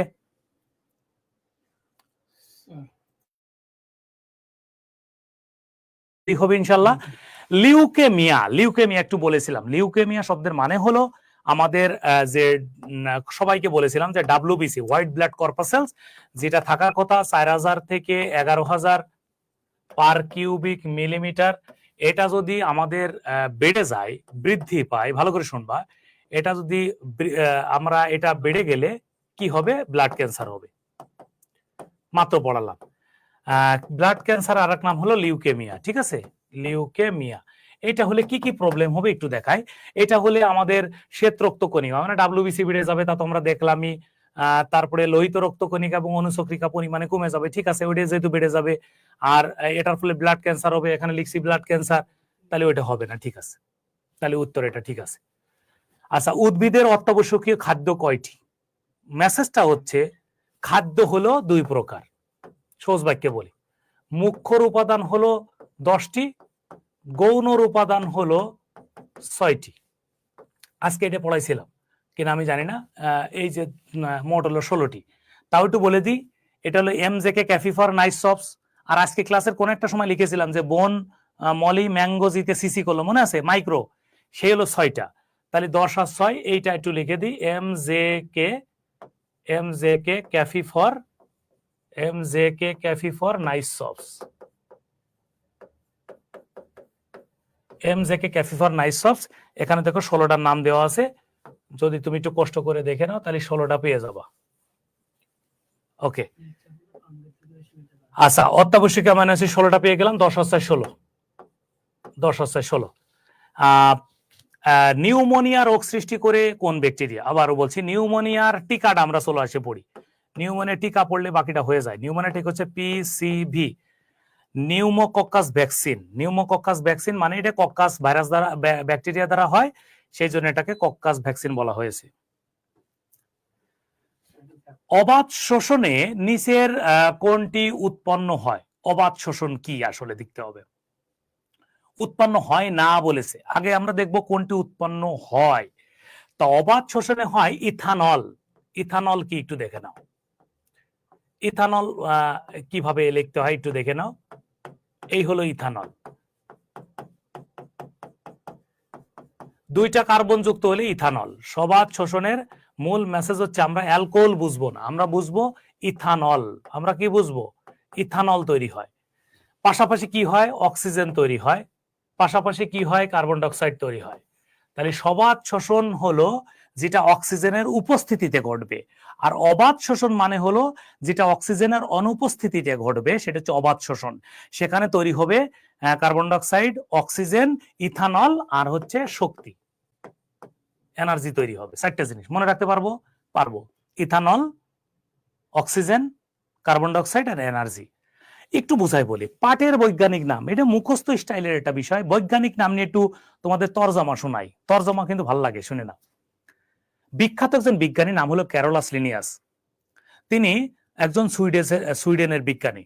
তার একটা বই ছিল, সেই বইটার নাম হলো সিস্টেমা নেসারি। বইটার নাম কি ভাই বলো? সিস্টেমা নেসারি। বইয়ের দশম সংস্করণের 1758 সালে তিনি একটি সায়েন্টিফিক নেম তৈরির বিষয় তৈরি করেছেন। এই সায়েন্টিফিক নেমকে আমরা বৈজ্ঞানিক নাম বা দ্বিপদ নামকরণ বলে থাকি, যার প্রথম অংশ হচ্ছে গণ আর সেকেন্ড অংশের নাম হলো প্রজাতি। এটার 7টা ধাপ আছে, একটু বুঝাই বলি কি কি। Kingdom, phylum, class, order, family, genus, species. এখন বিষয় বলতেছে যে এগুলো তোমার একটু মুখস্থ রাখতে হবে, আলাদা আলাদা দাগ দিতে হবে। যদি আমরা হাতে লিখি আলাদা দাগ দিতে হবে, কম্পিউটারে লিখলে এটাকে ইটালিক অক্ষরে লিখতে হবে। যদি এটা উচিত ছিল ইটালিক অক্ষরে লেখা, যেহেতু এটা টাইপ করা ছিল। এখন দেখো জোবা, এখন প্রথমটা কি? জোবার বৈজ্ঞানিক নাম একটু খেয়াল করে দেখো। আমাদের এখানে ওরাইজা সেটিভা আমরা সবাই জানি। এখানে দোয়েলের বৈজ্ঞানিক নাম দিয়ে আছে, ধানের বৈজ্ঞানিক নাম দিয়ে আছে, আর সাথে সাথে পাটের। একটু দেখো, কর্কোরাস ক্যাপসিউলারিস হচ্ছে পাটের বৈজ্ঞানিক নাম। দুটোটা মুখস্থ রাখতে হবে, কিছু করার নাই। চলো আমরা চিংড়ি বুঝি। চিংড়ি কিন্তু একটা পতঙ্গ, জানো তো মনে হয়? চিংড়ি হচ্ছে পতঙ্গ। একটু তোমাদের একটা তরজমা শোনাই। সেটা হচ্ছে প্রাণী জগতে ফাইলাম আছে মোট হচ্ছে বহু, আমরা যাকে বলি বহুকোষী প্রাণীর পর্ব আছে মাঠ হলো 9টি। কয়টি? 9টি। এখানে Porifera, Cnidaria, Platyhelminthes, Nematoda, Annelida, Arthropoda, হ্যাঁ, তারপরে মলাস্কা, একাইনোডার্মাটার কর্ডাটা। এখানে বিষয়টা হচ্ছে, খুব মনোযোগ দিয়ে শুনবা, এটা সবচেয়ে বড় পর্ব। এক কথা লিখে রাখো সবাই, বড় পর্ব। এর মধ্যে কি কি আছে একটু লিখে নাও একবারে। যত প্রকার পতঙ্গ, কীট পতঙ্গ, মশামাছি, চিংড়ি, তারপরে ফড়িং, আরশোলা, তেলাপোকা, সব এটার মধ্যে। তার মানে এটা আরশোলার অন্তর্গত। বিলিরুবিনের মাত্রা বেড়ে গেলে কি হয়? বিলিরুবিন হচ্ছে কি আগে শুনে নাও। বিলিরুবিন তৈরি হয় কোথা থেকে? বিলিরুবিন তৈরি হয় হলো যকৃত থেকে, মানে যাকে আমরা লিভার বলি বা কলিজা বলি। আর এটা জমা থাকে হচ্ছে প্লিহাতে, যাকে আমরা স্পেলেন বলি। হ্যাঁ, একটা রঞ্জক পদার্থ যেটা পরবর্তীতে আমাদের শরীরে জন্ডিস তৈরি করে, এবং এটা নিয়ন্ত্রণে না রাখলে পরবর্তী হেপাটাইটিস হয়ে যাবে। ক্রিয়েটিনিন কি? ক্রিয়েটিনিন একটু খুব মনোযোগ দিয়ে শুনবা। আমাদের যে রেশন পদার্থ তৈরি হয়, কি হয়? রেশন পদার্থ তৈরি হয়, মূত্র তৈরি হয়, ভালো করে শুনবা, যে ইউরিক অ্যাসিড তৈরি হয়, এগুলো জানা উচিত তোমাদের। এই যে তৈরি হয়, এইটার মধ্যে আমাদের শরীরের যে এনার্জি তৈরি করে, এনার্জির পাশাপাশি কিছু বজ্র তৈরি হয়, সেটা হচ্ছে ক্রিয়েটিনিন, যেটা মূত্রের মাধ্যমে আমাদের শরীরের বাইরে থেকে বেরোয় যায়। যদি এটা না বেরোতো তাহলে হইতো রাখি, এটা না বেরোলে আমাদের কিডনিতে পাথর হইতো। তাহলে ক্রিয়েটিনিন হচ্ছে রেশন, মূত্র বা ইউরিক অ্যাসিডের একটি বজ্র পদার্থ, যেটা দেহের বাইরে বের করে দেওয়া উচিত, যেটা থাকলে আমাদের পরবর্তীতে স্টোন তৈরি হবে। আমরা স্যালাইন খাই। স্যালাইন নিয়ে একটা কথা বলি। আমাদের সবাই জানি আমরা ½ লিটার পানিতে 5 আঙ্গুলের এক মুষ্টি আমাদের আখের গুড় আর হলো 1 চিমটা লবণ লাগে। এখন সোডিয়াম ক্লোরাইড মানে হলো, ভালো করে শুনবা, আমাদের পানি লাগে, গুড় লাগে আর লবণ লাগে। তা বলতিছে যে এই যে লবণটা লাগে, এই লবণ কত সময়, এই লবণ হচ্ছে 0.9%, মানে একদম প্রায় 1%-এর মতো দেওয়া লাগে টোটাল পানিতে, এবং এটা 12 ঘন্টা পর্যন্ত খাওয়া যায়। ডায়রিয়া রোগীদের এটা খাওয়ানো হয়। মাধ্যমে কোলন ক্যান্সার দেখা যায়। আগে আমরা বুঝি না কোলন কাকে, আন্তরিক কথা মনে রাখবো, অন্ত্র অন্ত্র অন্ত্র, পরিপাকতন্ত্র, আর একটু বলি পরিপাকতন্ত্র মনে রাখো, পরিপাক নালী মনে রাখো। পরিপাক নালীতে আমাদের যে ক্যান্সার টেন্সার হয়, ভালো করে শোনো, এই ক্যান্সার টেন্সার করার পদ্ধতিটা কি জানো? একটা যন্ত্র আছে যেটা আমাদের শরীরের মধ্যে পাঠাই দেওয়া হয়। 2টা নল থাকে, 2টা কিসের নল? কাঁচ নল। একটা দিয়ে, একটা তারের মধ্য দিয়ে সামনে একটা সূক্ষ্ম ক্যামেরা থাকবে। সেই ক্যামেরাটা আমাদের পুরো নালীতে কোনো জায়গা যদি ক্যান্সার বা ক্ষত সৃষ্টি হয়, সেটা সে ক্যামেরার বিপরীত নল দিয়ে আলোর পূর্ণ অভ্যন্তরীণ প্রতিফলনের মাধ্যমে এটা প্রদর্শিত হবে। এবং এই যে প্রদর্শিত হবে সেটার নাম হলো অ্যান্ডোস্কোপি। অ্যান্ডোস্কোপি আবারও বলি, সবচেয়ে কষ্টদায়ক রোগ নির্ণয়ের পদ্ধতির নাম হলো অ্যান্ডোস্কোপি। মুখের মধ্য দিয়ে বাসি পেটে আমাদের 2টা কাঁচ নল ঢুকাই দেওয়া হবে। একটার মধ্য দিয়ে অপটিক্যাল ফাইবারের মাথায় ক্যামেরা থাকবে। এই ক্যামেরায় আমাদের দেহের কোনো জায়গায় ক্ষত বা ক্যান্সার থাকলে সেকেন্ড নল দিয়ে আলো আকারে ডিসপ্লেতে দেখা দেবে। সেটা হলো ক্যান্সার ট্রিটমেন্টের, কোলন ক্যান্সারের জন্য অথবা অন্ত্রের ক্যান্সারের জন্য, পরিপাক নালীর ক্যান্সারের জন্য এটা মূল কাজ করে থাকে। ইটিটি এবং এনজিওগ্রাফি দুইটাই হার্টের টেস্ট একটি, আল্ট্রাসোনোগ্রাফি হচ্ছে বিভিন্ন হাড়ের অবস্থান, কোনো অনাকাঙ্ক্ষিত বস্তুর অবস্থান নির্ণয় করতে করা হয়ে থাকে। একটু খেয়াল করে দেখো, বায়ুজনিত রোগ, বায়ু আমরা কার সাথে সম্পর্কিত? দেখো, শ্বাস প্রশ্বাসের সাথে সম্পর্কিত। এটা তো যে কোনো মানুষ একটু প্ল্যান করলেই পারা যায়। দেখো, তাহলে শ্বাস প্রশ্বাস আবার কার সাথে জড়িত? তাহলে তুমি বলবো যে স্যার ফুসফুসের সাথে জড়িত বা লাংসের সাথে জড়িত। তা ফুসফুসের সাথে জড়িত কি হলে, তাহলে ফুসফুসের সাথে জড়িত কোন রোগ হতে পারে? তাহলে নিউমোনিয়া, যেটার প্রধান কারণ হচ্ছে বায়ু দূষণ। নিউমোনিয়ার প্রধান উৎস হচ্ছে বায়ু দূষণ। তাহলে বায়ু দূষণের ফলে আমাদের যেটা হয় সেটা হচ্ছে নিউমোনিয়া। নিউমোনিয়ার সাথে আর 3টে জিনিস শেখাই দিই। নিউমোনিয়া, শ্বাসকষ্ট, এই টাইপের যত কথা আছে, শ্বাসকষ্ট, হাঁপানি, নিউমোনিয়া, মনে থাকবে, শ্বাসকষ্ট, হাঁপানি, নিউমোনিয়া সবগুলো বায়ু দূষণের ফলে হয়। এটা আমরা মাথায় রাখবো। হেপাটাইটিস সি কেন মারাত্মক? হেপাটাইটিস সি কেন মারাত্মক? আমাদের একটা কথা বলি, হেপাটাইটিস হচ্ছে 5 ধরনের, এ, বি, সি, ডি আর ই। এ আর ই লাস্টের 2টা হলো খাদ্য পানি দ্বারা, মাঝের 3টা রক্ত বা যৌন দ্বারা। এই 3টার মধ্যে সি দ্বারা যদি আমাদের কোনো ইফেক্টেড হই, তাহলে আমাদের যে লিভার আছে, লিভারের বাংলা হলো যকৃত, আর একটা বাংলা হলো কলিজা, এর একটা অংশ ক্ষত সৃষ্টি হবে, পচন ধরবে। সেটার নাম হচ্ছে লিভার সিরোসিস। সেটার নাম কি? Liver cirrhosis. আসলে লিভার সিরোসিস শব্দটা হওয়া উচিত লিভার ক্যান্সার নয়, লিভার সিরোসিস, যেটা সাইন্টিফিক ওয়ার্ড। এটাকে ক্যান্সার বলা যেতে পারে, এটা আহামরি দোষের কিছু নাই। তাহলে হেপাটাইটিস সির বদলে আমাদের লিভারে ক্ষত বা সিরোসিস হবে। বলতিছে দেখো, কোন রাসায়নিক পদার্থটি ক্রোমোজোমের ভিতরে থাকে না? আমরা আগে একটা চিত্র আঁকবো, আগে দেখি। এটা হলো ক্রোমোজোম। ক্রোমোজোমে মূলত থাকে হলো DNA and RNA. DNA and RNA থাকে। এখন ডিএনএ আরএনএ যেহেতু এটা নিউক্লিয়াসেরই একটা অংশ, সেই জন্য নিউক্লিওলাসও অংশ বিশেষ ধরা যেতে পারে। কিন্তু লিপিড বলে আসলে ক্রোমোজোমের মধ্যে কোনো কিছু নেই। ক্রোমোজোমের মূল অংশ হচ্ছে, আবারও বলছি, ক্রোমোজোমের মূল অংশ হচ্ছে 2টা। সেটা হচ্ছে নিউক্লিক অ্যাসিড নামে পরিচিত, সেটা হচ্ছে ডিএনএ আরএনএ, একটা বিষয়। 2 নম্বর থাকতে পারে প্রোটিন, সেটা হচ্ছে হিস্টোন অ্যান্ড নন হিস্টোন। তৃতীয়ত থাকতে পারে হচ্ছে এনজাইম, যেটাকে আমরা বলতে পারি ডিএনএ পলিমারেজ, আরএনএ পলিমারেজ। আর থাকতে পারে ধাতব আয়ন, যেটাকে আমরা বলে থাকি ক্যালসিয়াম আয়ন এবং ফেরাস আয়ন। তাহলে এখানে আবারও বলছি, লিপিড বলে ক্রোমোজোমের কিছু থাকে না। ক্রোমোজোমের মধ্যে 4টা উপাদান থাকে। আমার সাথে একবার বলো, কয়টা উপাদান? 4টা। এক হলো নিউক্লিক অ্যাসিড, 2 নম্বর হচ্ছে ধাতব আয়ন, 3 নম্বর হচ্ছে প্রোটিন, 4 নম্বর হচ্ছে এনজাইম। যেহেতু ডিএনএ আরএনএ এর সাথে নিউক্লিওলাসও মেনে নেওয়া যেতে পারে, তবে কিন্তু এটা যদি না থাকতো এটা উত্তর হওয়ার কথা না। মূল কথা হলো এই 2টা রাইট, বাকি 2টাই সমস্যা। কোন খাদ্য সক্রিয় পরিশোষণে সহযোগিতা করে? আমরা আজকে একটা মজার জিনিস দেখবো। ফ্যাটি অ্যাসিড হচ্ছে আমাদের দেহে তাপ ও শক্তি উৎপন্ন করে। গ্লুকোজ হচ্ছে শক্তি উৎপন্ন করে, আর ভিটামিন হচ্ছে আমাদের দেহের মধ্যে রোগ প্রতিরোধ ক্ষমতা বৃদ্ধি করে। তাহলে সক্রিয় পরিশোষণ বলতে কি বোঝায়, আজকে এটা ভালো গোপন কথা শিখাই দিই শোন। একটা হলো যারা বেশি মাত্রায় খাবারের সাথে একটু পরিমাণে বেশি লবণ খাবে। আমি কিন্তু একটু বেশি খাই, আমাকে দেখে যারা দেখতেছে সত্যি কথাটা বলি, যারা খাবারের সাথে একটু বেশি লবণ খাবে তারা পৃথিবীতে সবচেয়ে স্ট্রংলি জীবনযাপন করবে, তাদের রোগ বালাই কম হবে। আমি কিন্তু কাঁচা লবণ খাওয়ার কথা বলতেছি না।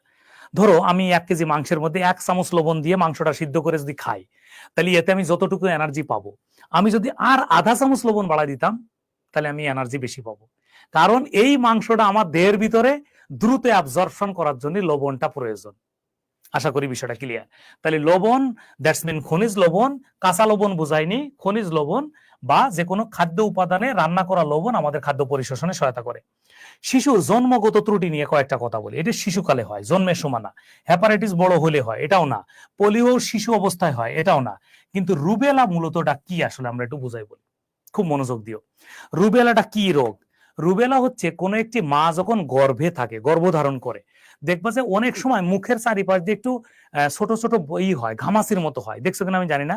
ঘামাচির মতো হলে আমরা অনেক সময় মনে করি প্রেগনেন্সির সময় টুকটাক হইতে পারে, ওরা অনেক সময় লিপজেল টিপজেল মেখে রাখে। আসলে বিষয়টা হচ্ছে এটা খুব যত্ন করা উচিত। এটা হচ্ছে রুবেলা রোগ হয়েছে। এটা ঘামাচির মতো হয়ে প্রথমে মুখে হয়, পরবর্তীতে শরীরে ছড়ায় যায় এবং একটা সময় এটা সেরেও যায়। বাট সমস্যাটা অন্য জায়গাটা। এই গর্ভবতী মা থেকে 90% নিশ্চিত থাকো এটা সন্তানের মধ্যে চলে আসবে। তাহলে কোন রোগ? একমাত্র রুবেলা রোগ, যেটা 90% গর্ভের মা থেকে সন্তানে চলে আসে। তাহলে এখানে রুবেলা রাইট অ্যান্সার, ঠিক আছে। ভিটামিন এ, কথা সহজ করে বলি, অস্টিওম্যালেশিয়া, ঠিক আছে। অস্টিওম্যালেশিয়া মানে আমরা যাকে বলি হলো হাড় ক্ষয় রোগ, যেটা হবে ভিটামিন ডি এর অভাবে, কোয়াশিওরকর প্রোটিনের অভাবে। গলগণ্ড হচ্ছে আমরা সবাই জানি, এটা দ্রুত আমরা দেখা দিতে পারবো। গলগণ্ড হচ্ছে কি বলতো ভাই? আয়োডিনের অভাবে। আর প্রতিদিন আয়োডিন ক্ষয় কতটুকু? একজন মানুষের 200 microgram per day. 200 microgram per day একজন মানুষের, যাদের বয়স 18 থেকে 48 তাদের খাওয়া উচিত। তাহলে এখানে রাতকানা রোগ হবে। আর রাতকানা রোগের সাইনটা একটু শিখে রাখো, এক্সএন প্লাস। এটা হলো রাতকানা রোগী। রাতকানা রোগীকে সংক্ষেপে প্রকাশ করা এক্সএন প্লাস। ওকে। মানব শরীরে কয়টি ভার্টিব্রেট থাকে? এখন তো সহজে পড়াতে পারি না, এগুলো সবচেয়ে মিজাজ খারাপ হয়, বুঝছো। টোটাল আমাদের দেহে হাড় হলো 206টা। এটা গল্প শিখাই দিয়ে আজীবন মনে থাকবা। হাতে হলো 60টা, পায়ে হলো 60টা, 120টা, টোটাল কিন্তু 206টা। তাহলে হাতে হলো 60, লিখে রাখো। পায়ে হলো 60, মাথার মধ্যে আছে হলো 29, পিছে মেরুদণ্ডে মানে ভার্টিব্রেট আছে 26, বুকে আছে 25। এই যে হাতের কবজায় দুইটা, এই হাতের কবজায় দুইটা, হাতে তাহলে 60টা কবজায়, আর কোমরে দুইটা, এর 206টা। আবার বলি, 29, পিঠে 26, বুকে 25। এই কবজায় 4টা, হাতের কবজায়, কোমরে 2টা, হাতে 60, পায়ে 60, 206। সহজে বললাম। তাহলে আমরা মুখস্থ একটু মনে রাখো, ভার্টিব্রেট হচ্ছে মানে কয়টা? কশেরুকা যাকে আমরা বলি, তাই না? সবাই যার যার পিঠে হাত দাও, যার যার পিঠে হাত দাও। দেখো ছোট ছোট হাড় হাতের কর্নারে বাঁধতেছে, এইগুলোর নাম হলো ভার্টিব্রেট অর কশেরুকা। ওকে, 33টা, ঠিক আছে। কিন্তু মনে রাখো, এই জায়গাতে পূর্ণাঙ্গ কথা লাগাই দিত। ধরো এর পরের বিসিএস এ আমাদের কনফিডেন্স থেকে প্রশ্নটা হলো পূর্ণাঙ্গ ভার্টিব্রেট, তাহলে আনসার কিন্তু হবে 26টা। ওকে, কারণ এখন আমরা 26টা পাবো, যাদের বয়স 18 বেশি হয়ে গেছে তাদের 26টা আছে। কোন আলোতে সালোক সংশ্লেষণ হয় না? আমরা তো সালোক সংশ্লেষণ আগে বুঝতে হবে। সালোক সংশ্লেষণ মানে হচ্ছে আলো এসে পড়বে সবুজ পাতায়, তারপরে তারা কি করবে? এটা বিক্রিয়া করবে, তারপরে তৈরি করবে হচ্ছে গ্লুকোজ। তা কখন? ওই পাতা নিজেই তো সবুজ, তাহলে সবুজে তো আর আলাদা রং বুঝবে না, ভিন্ন রং না হলে সালোক সংশ্লেষণ হবে না। ভালো কথা। নিচের কোনটি মানুষের সবচেয়ে শক্ত অঙ্গ? ঝামেলাটা হয়ে গেছে কিন্তু। শক্ত যদি অঙ্গ বলতো, দেখো একটা ম্যাজিক্যাল বিষয় শিখায় আজীবন, এই কথাটা আমার কথা তোমাদের আজকে মনে থাকবে। দেখো, যদি বলতো শক্ত অঙ্গ, তাহলে কিন্তু অ্যান্সার হবে কিন্তু দাঁত, জানো কিনা? দাঁত। কিন্তু যদি বলে শক্ত অংশ, তাহলে বোঝাবে দাঁতের উপরের অংশ, দ্যাটস মিন এনামেল। আর যদি বলতো সবচেয়ে বড় হাড়, তাহলে কিন্তু হয়তো হলো ফিমার, যেটা পায়ের এই যে উপরেরটা। সুষুম্না কাণ্ড কি? সুষুম্না কাণ্ড মানে স্পাইনাল কর্ড। সুষুম্না কাণ্ড কি জানো?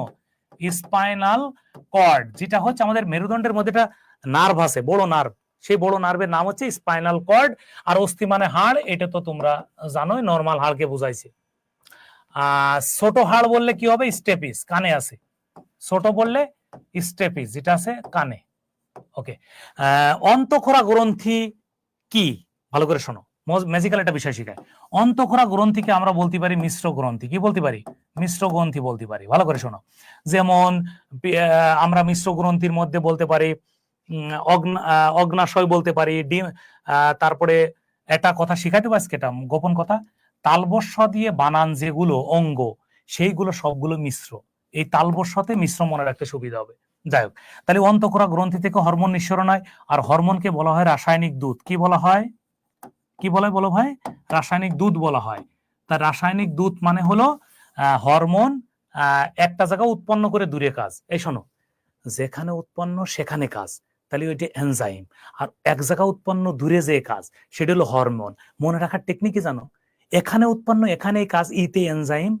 আর হতে হরমোন, হর্ন দিয়ে দিয়ে দূরে যে কাজ, সেটা হচ্ছে হরমোন।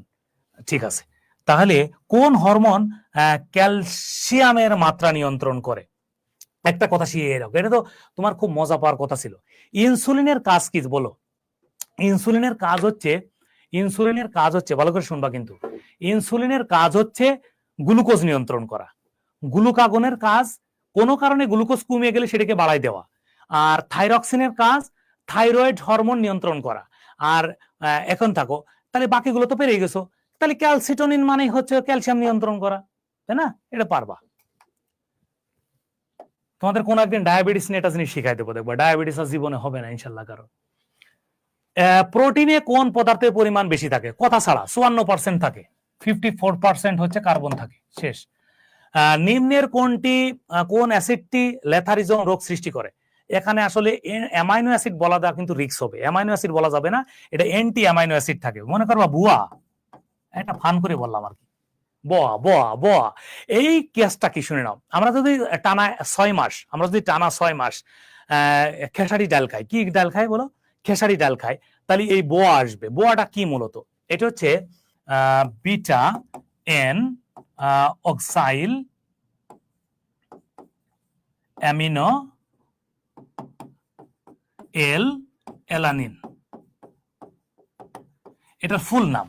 এইটা আমাদের শরীরে গেলে স্নায়বিক টক্সিন নিঃসরণ হবে, যেটা পায়ের মধ্যে যাবে। শুনে রাখো, এই পায়ের মধ্যে ঢুকে পায়ের হাড়গুলোকে শুকনা করে দেবে, এবং আমাদের তখন আর স্বাভাবিক চলাচল করতে পারবো না। সেটার নাম হবে লেথারিজম। মনে রাখবা, লেথারিজম হচ্ছে লেগের রোগ। কিসের রোগ? লেগের রোগ। আজকে মনে রাখবা যে লেথারিজম রোগ হয় খেসারি ডাল খেলে। খেসারি ডাল খেলে, মনে রাখো, খেসারি ডাল খেলে আমাদের পায়ের রোগ হয়। কেন? কারণ বোয়া নামক এক ধরনের অ্যামাইনো অ্যাসিড আছে, যার ফুল ফর্ম হচ্ছে বিটা এন অক্সাইল, ঠিক আছে, অ্যামিনো অ্যালানিন নামক, যেটা আমাদেরকে পায়ের রোগ সৃষ্টি করে, সেটাকে আমরা বলছি হলো অ্যামাইনো অ্যাসিড হিসেবে দায়ী করলাম। চুলে কোন প্রোটিন থাকে তো জানি আমরা সবাই, কেরাটিন হচ্ছে চুল, ত্বক এগুলো নিয়ন্ত্রণ করে থাকে। ভালো কথা।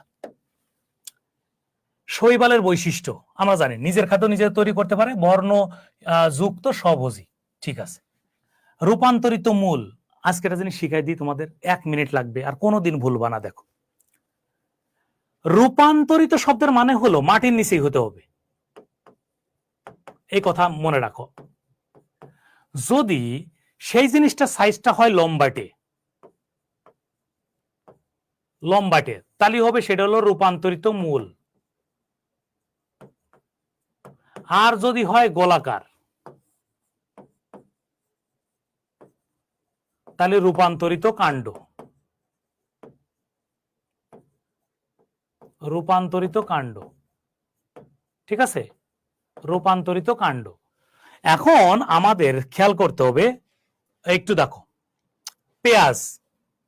পেঁয়াজ গোল টাইপের, তাহলে রূপান্তরিত কাণ্ড। আদা রূপান্তরিত কাণ্ড। ওলকপি কি উপরে হয় না নিচে হয়? ওলকপি, আসলে ওলকপি হওয়ার কথা না তো, এখানে হওয়ার কথা ওল কচু। এখানে হওয়ার কথা কি জানো? ওল কচু। এটা রূপান্তরিত কাণ্ড। মূলা, তাহলে লম্বাটে, তাহলে মূলা সরি, কয়েকটা কথা বলে দিই। মূলা, গাজর, ঠিক আছে, মূলা, গাজর, তারপরে কি কি বলো, মূলা, গাজর, লম্বা হয় কোনগুলো, মূলা, গাজর, তারপরে মিষ্টি আলু, হ্যাঁ মিষ্টি আলু, তারপরেও তোমার ওই যে শালগম, বিট, এগুলো সব কিন্তু রূপান্তরিত মূল। নিচের কোনটি স্বপরাগায়ন ঘটায়? স্বপরাগায়ন শব্দের মানে কি? একই গাছ, একই গাছে পরাগায়ন ঘটলে তারে বলা হয় স্বপরাগায়ন। আচ্ছা আমি একটু সহজ করে বলবো, মানুষের ক্ষেত্রে প্রজনন, গাছের ক্ষেত্রে পরাগায়ন, ঠিক আছে। যেমন শুক্রাণু ডিম্বাণু মিলে হয় কি? প্রজনন। আর এখানে পরাগায়ন মানে হলো তোমার একটি গর্ভধানীতে একটা পুংকেশর এসে পড়বে, সেটা। এখন কি করে মনে রাখবো? মনে রাখবো একটা কথা আজীবন, এই কথাটা, শুধু টাকা। মনে থাকতে পারবা? তাহলে তোমার আজীবন আর কোনোদিন পড়তে হবে না, শুধু টাকা। যেমন শুধু বলতে কি বোঝায় দেখো, শুধুতে মনে রাখো, সুতে সূর্যমুখী, সরিষা, দুটা কইছে, কি বলছি? সূর্যমুখী, সরিষা। ধুতে ধুতরা, টতে টমেটো, কতে কুমড়া। মনে থাকবে? সাউন্ড দেয় না, সাউন্ড দাও। সুতে সূর্যমুখী সরিষা, সুতে সূর্যমুখী সরিষা, ধুতে ধুতরা, টতে টমেটো, কতে কুমড়া।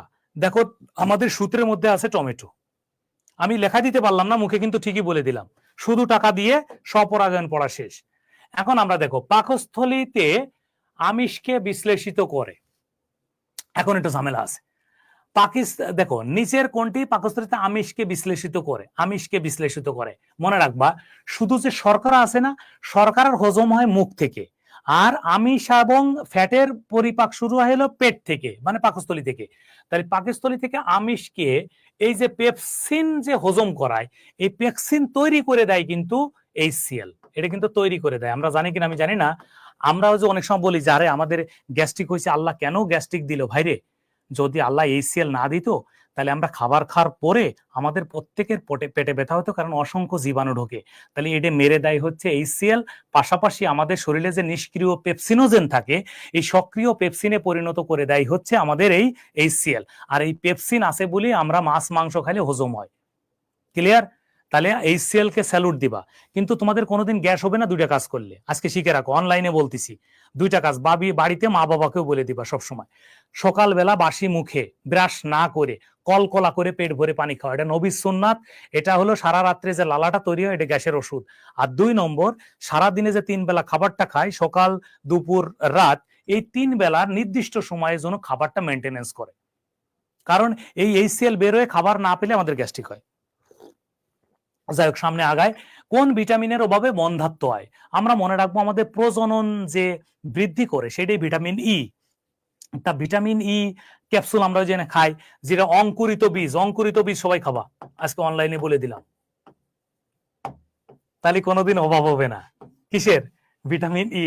অঙ্কুরিত বীজটা কি? সুলা, বাদাম, এগুলো জাস্ট অল্প কয় টাকার কিনে রাখবা, রাত্রি ভিজায় রাখবা, সকালে উঠে কাঁচা খেয়ে ফেলবা। এই পৃথিবীতে বেঁচে থাকা অবস্থায় তোমার ভিটামিন ডি ইর অভাব হবে না। হ্যাঁ, ইর নাম হলো টেকোফেরল। এর নাম কি বলো ভাই? টেকোফেরল। টেকোফেরল মনে রাখবা। এই ভিটামিন ইর অভাবে আমার দুটো সমস্যা হয়, প্রজনন ক্ষমতা কমে যায়, মাথা চুল পড়ে যায়। তাহলে যাদের চুল পড়ে যাচ্ছে তারাও এই অঙ্কুরিত বীজ খেতে পারো। নিচের কোনটি মৌলিক পদার্থ? মৌলিক পদার্থ সবচেয়ে সহজ চেনার উপায় হলো, সহজে চেনার উপায় হলো, একা থাকবে, অক্সিজেন তো শুধু ও। লবণ কি? দেখো এটা বুদ্ধি করে শিখাই তোমাদের, NaCl। গ্লুকোজ কি? C6H12O6। যারা আজকে দেখতেছো আশা করি তাদের মনটা খুশিতে ভরে যাবে। এখন একটু তাকাই দেখো, যেখানে বড় হাতের অক্ষর থাকবে একাধিক সেটা হবে যৌগিক, আর বড় হাতের অক্ষর একটা হলে সেটা হবে মৌলিক। দেখো এখানে অনেকগুলো বড় হাতের অক্ষর, অনেকগুলো বড় হাতের অক্ষর, অনেকগুলো বড় হাতের অক্ষর। যেখানে বড় হাতের অক্ষর একটি সেটা হচ্ছে মৌলিক, যেখানে অনেকগুলো সেটা হচ্ছে যৌগিক। কথা ক্লিয়ার? আর মৌলিক পাওয়া যায় পৃথিবীতে মাত্র 118টা, যৌগিক হলো অসংখ্য। আমরা কি সামনে আগাচ্ছি? এই যে হয়ে গেছে।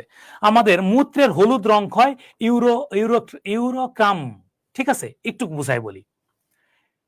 আচ্ছা এটা কি? মূলত আমাদের শরীরের মধ্যে আমাদের যে পেশিতে এনার্জি তৈরি হয়, এই যে দেখো আমি লিখতেছি, আমার হাতে কিন্তু প্রচুর কাজ চলতেছে, এই জায়গা যে শক্তি তৈরি হচ্ছে, এই হাতে এবং পায়ের যে এনার্জি তৈরি হয়, এই এনার্জির সাথে ইউরোট্রাম তৈরি হয়, যেটা হলুদ রঙের হয়, এবং এটা মূত্রের মধ্যে দিয়ে যে আমাদের মূত্রকে হলুদ করে। ঠিক আছে, মানব দেহের প্রধান হরমোন কোনটি? আমরা শুধু বলবো পিটুইটারির আরেক নাম হলো গ্রন্থিরাজ। গ্রন্থিরাজ বলার একমাত্র কারণ হচ্ছে এটা দিয়ে সবচেয়ে বেশি হরমোন নিঃসরণ হয়ে থাকে, এই জন্য প্রধান হরমোন না। প্রধান হরমোনের সাথে সাথে আরো লিখে রাখো সবচেয়ে বেশি হরমোন নিঃসরণ করার ক্ষমতা আছে, নিয়ন্ত্রণ করার ক্ষমতা আছে। নিচের কোনটিকে মাইক্রো নিউট্রিয়েন্ট বলা হয়? আমি আজকে মনে হয় কোন একটা জায়গা পড়াইছি কিনা আমি জানি না, তবে একটু বলে রাখি।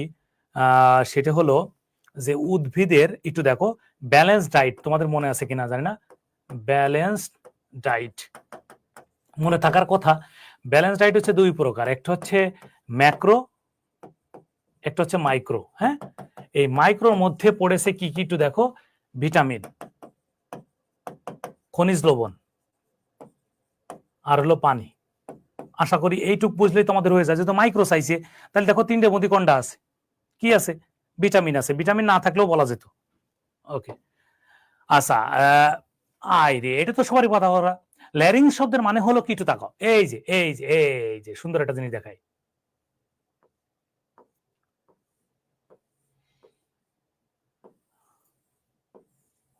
ঠিক আছে, এইটা তোমার আমার বুকের মধ্যে আছে। এইটা নাম হলো ল্যারিংস বা শ্বাসতন্ত্র, বা এটাকে আমরা বলি, আমি বলি স্বরযন্ত্র। এই যে আমরা যে কথা বলতেছি, যে স্বর বেরোচ্ছে, এই স্বরযন্ত্রটারই আর এক নাম হচ্ছে ল্যারিংস, যেটা আমরা এখানে লিখছি শ্বাসতন্ত্র। আসলে মূল নাম হচ্ছে স্বরযন্ত্র বা শ্বাসতন্ত্র। ওকে, এটা হলো শ্বাসনালী।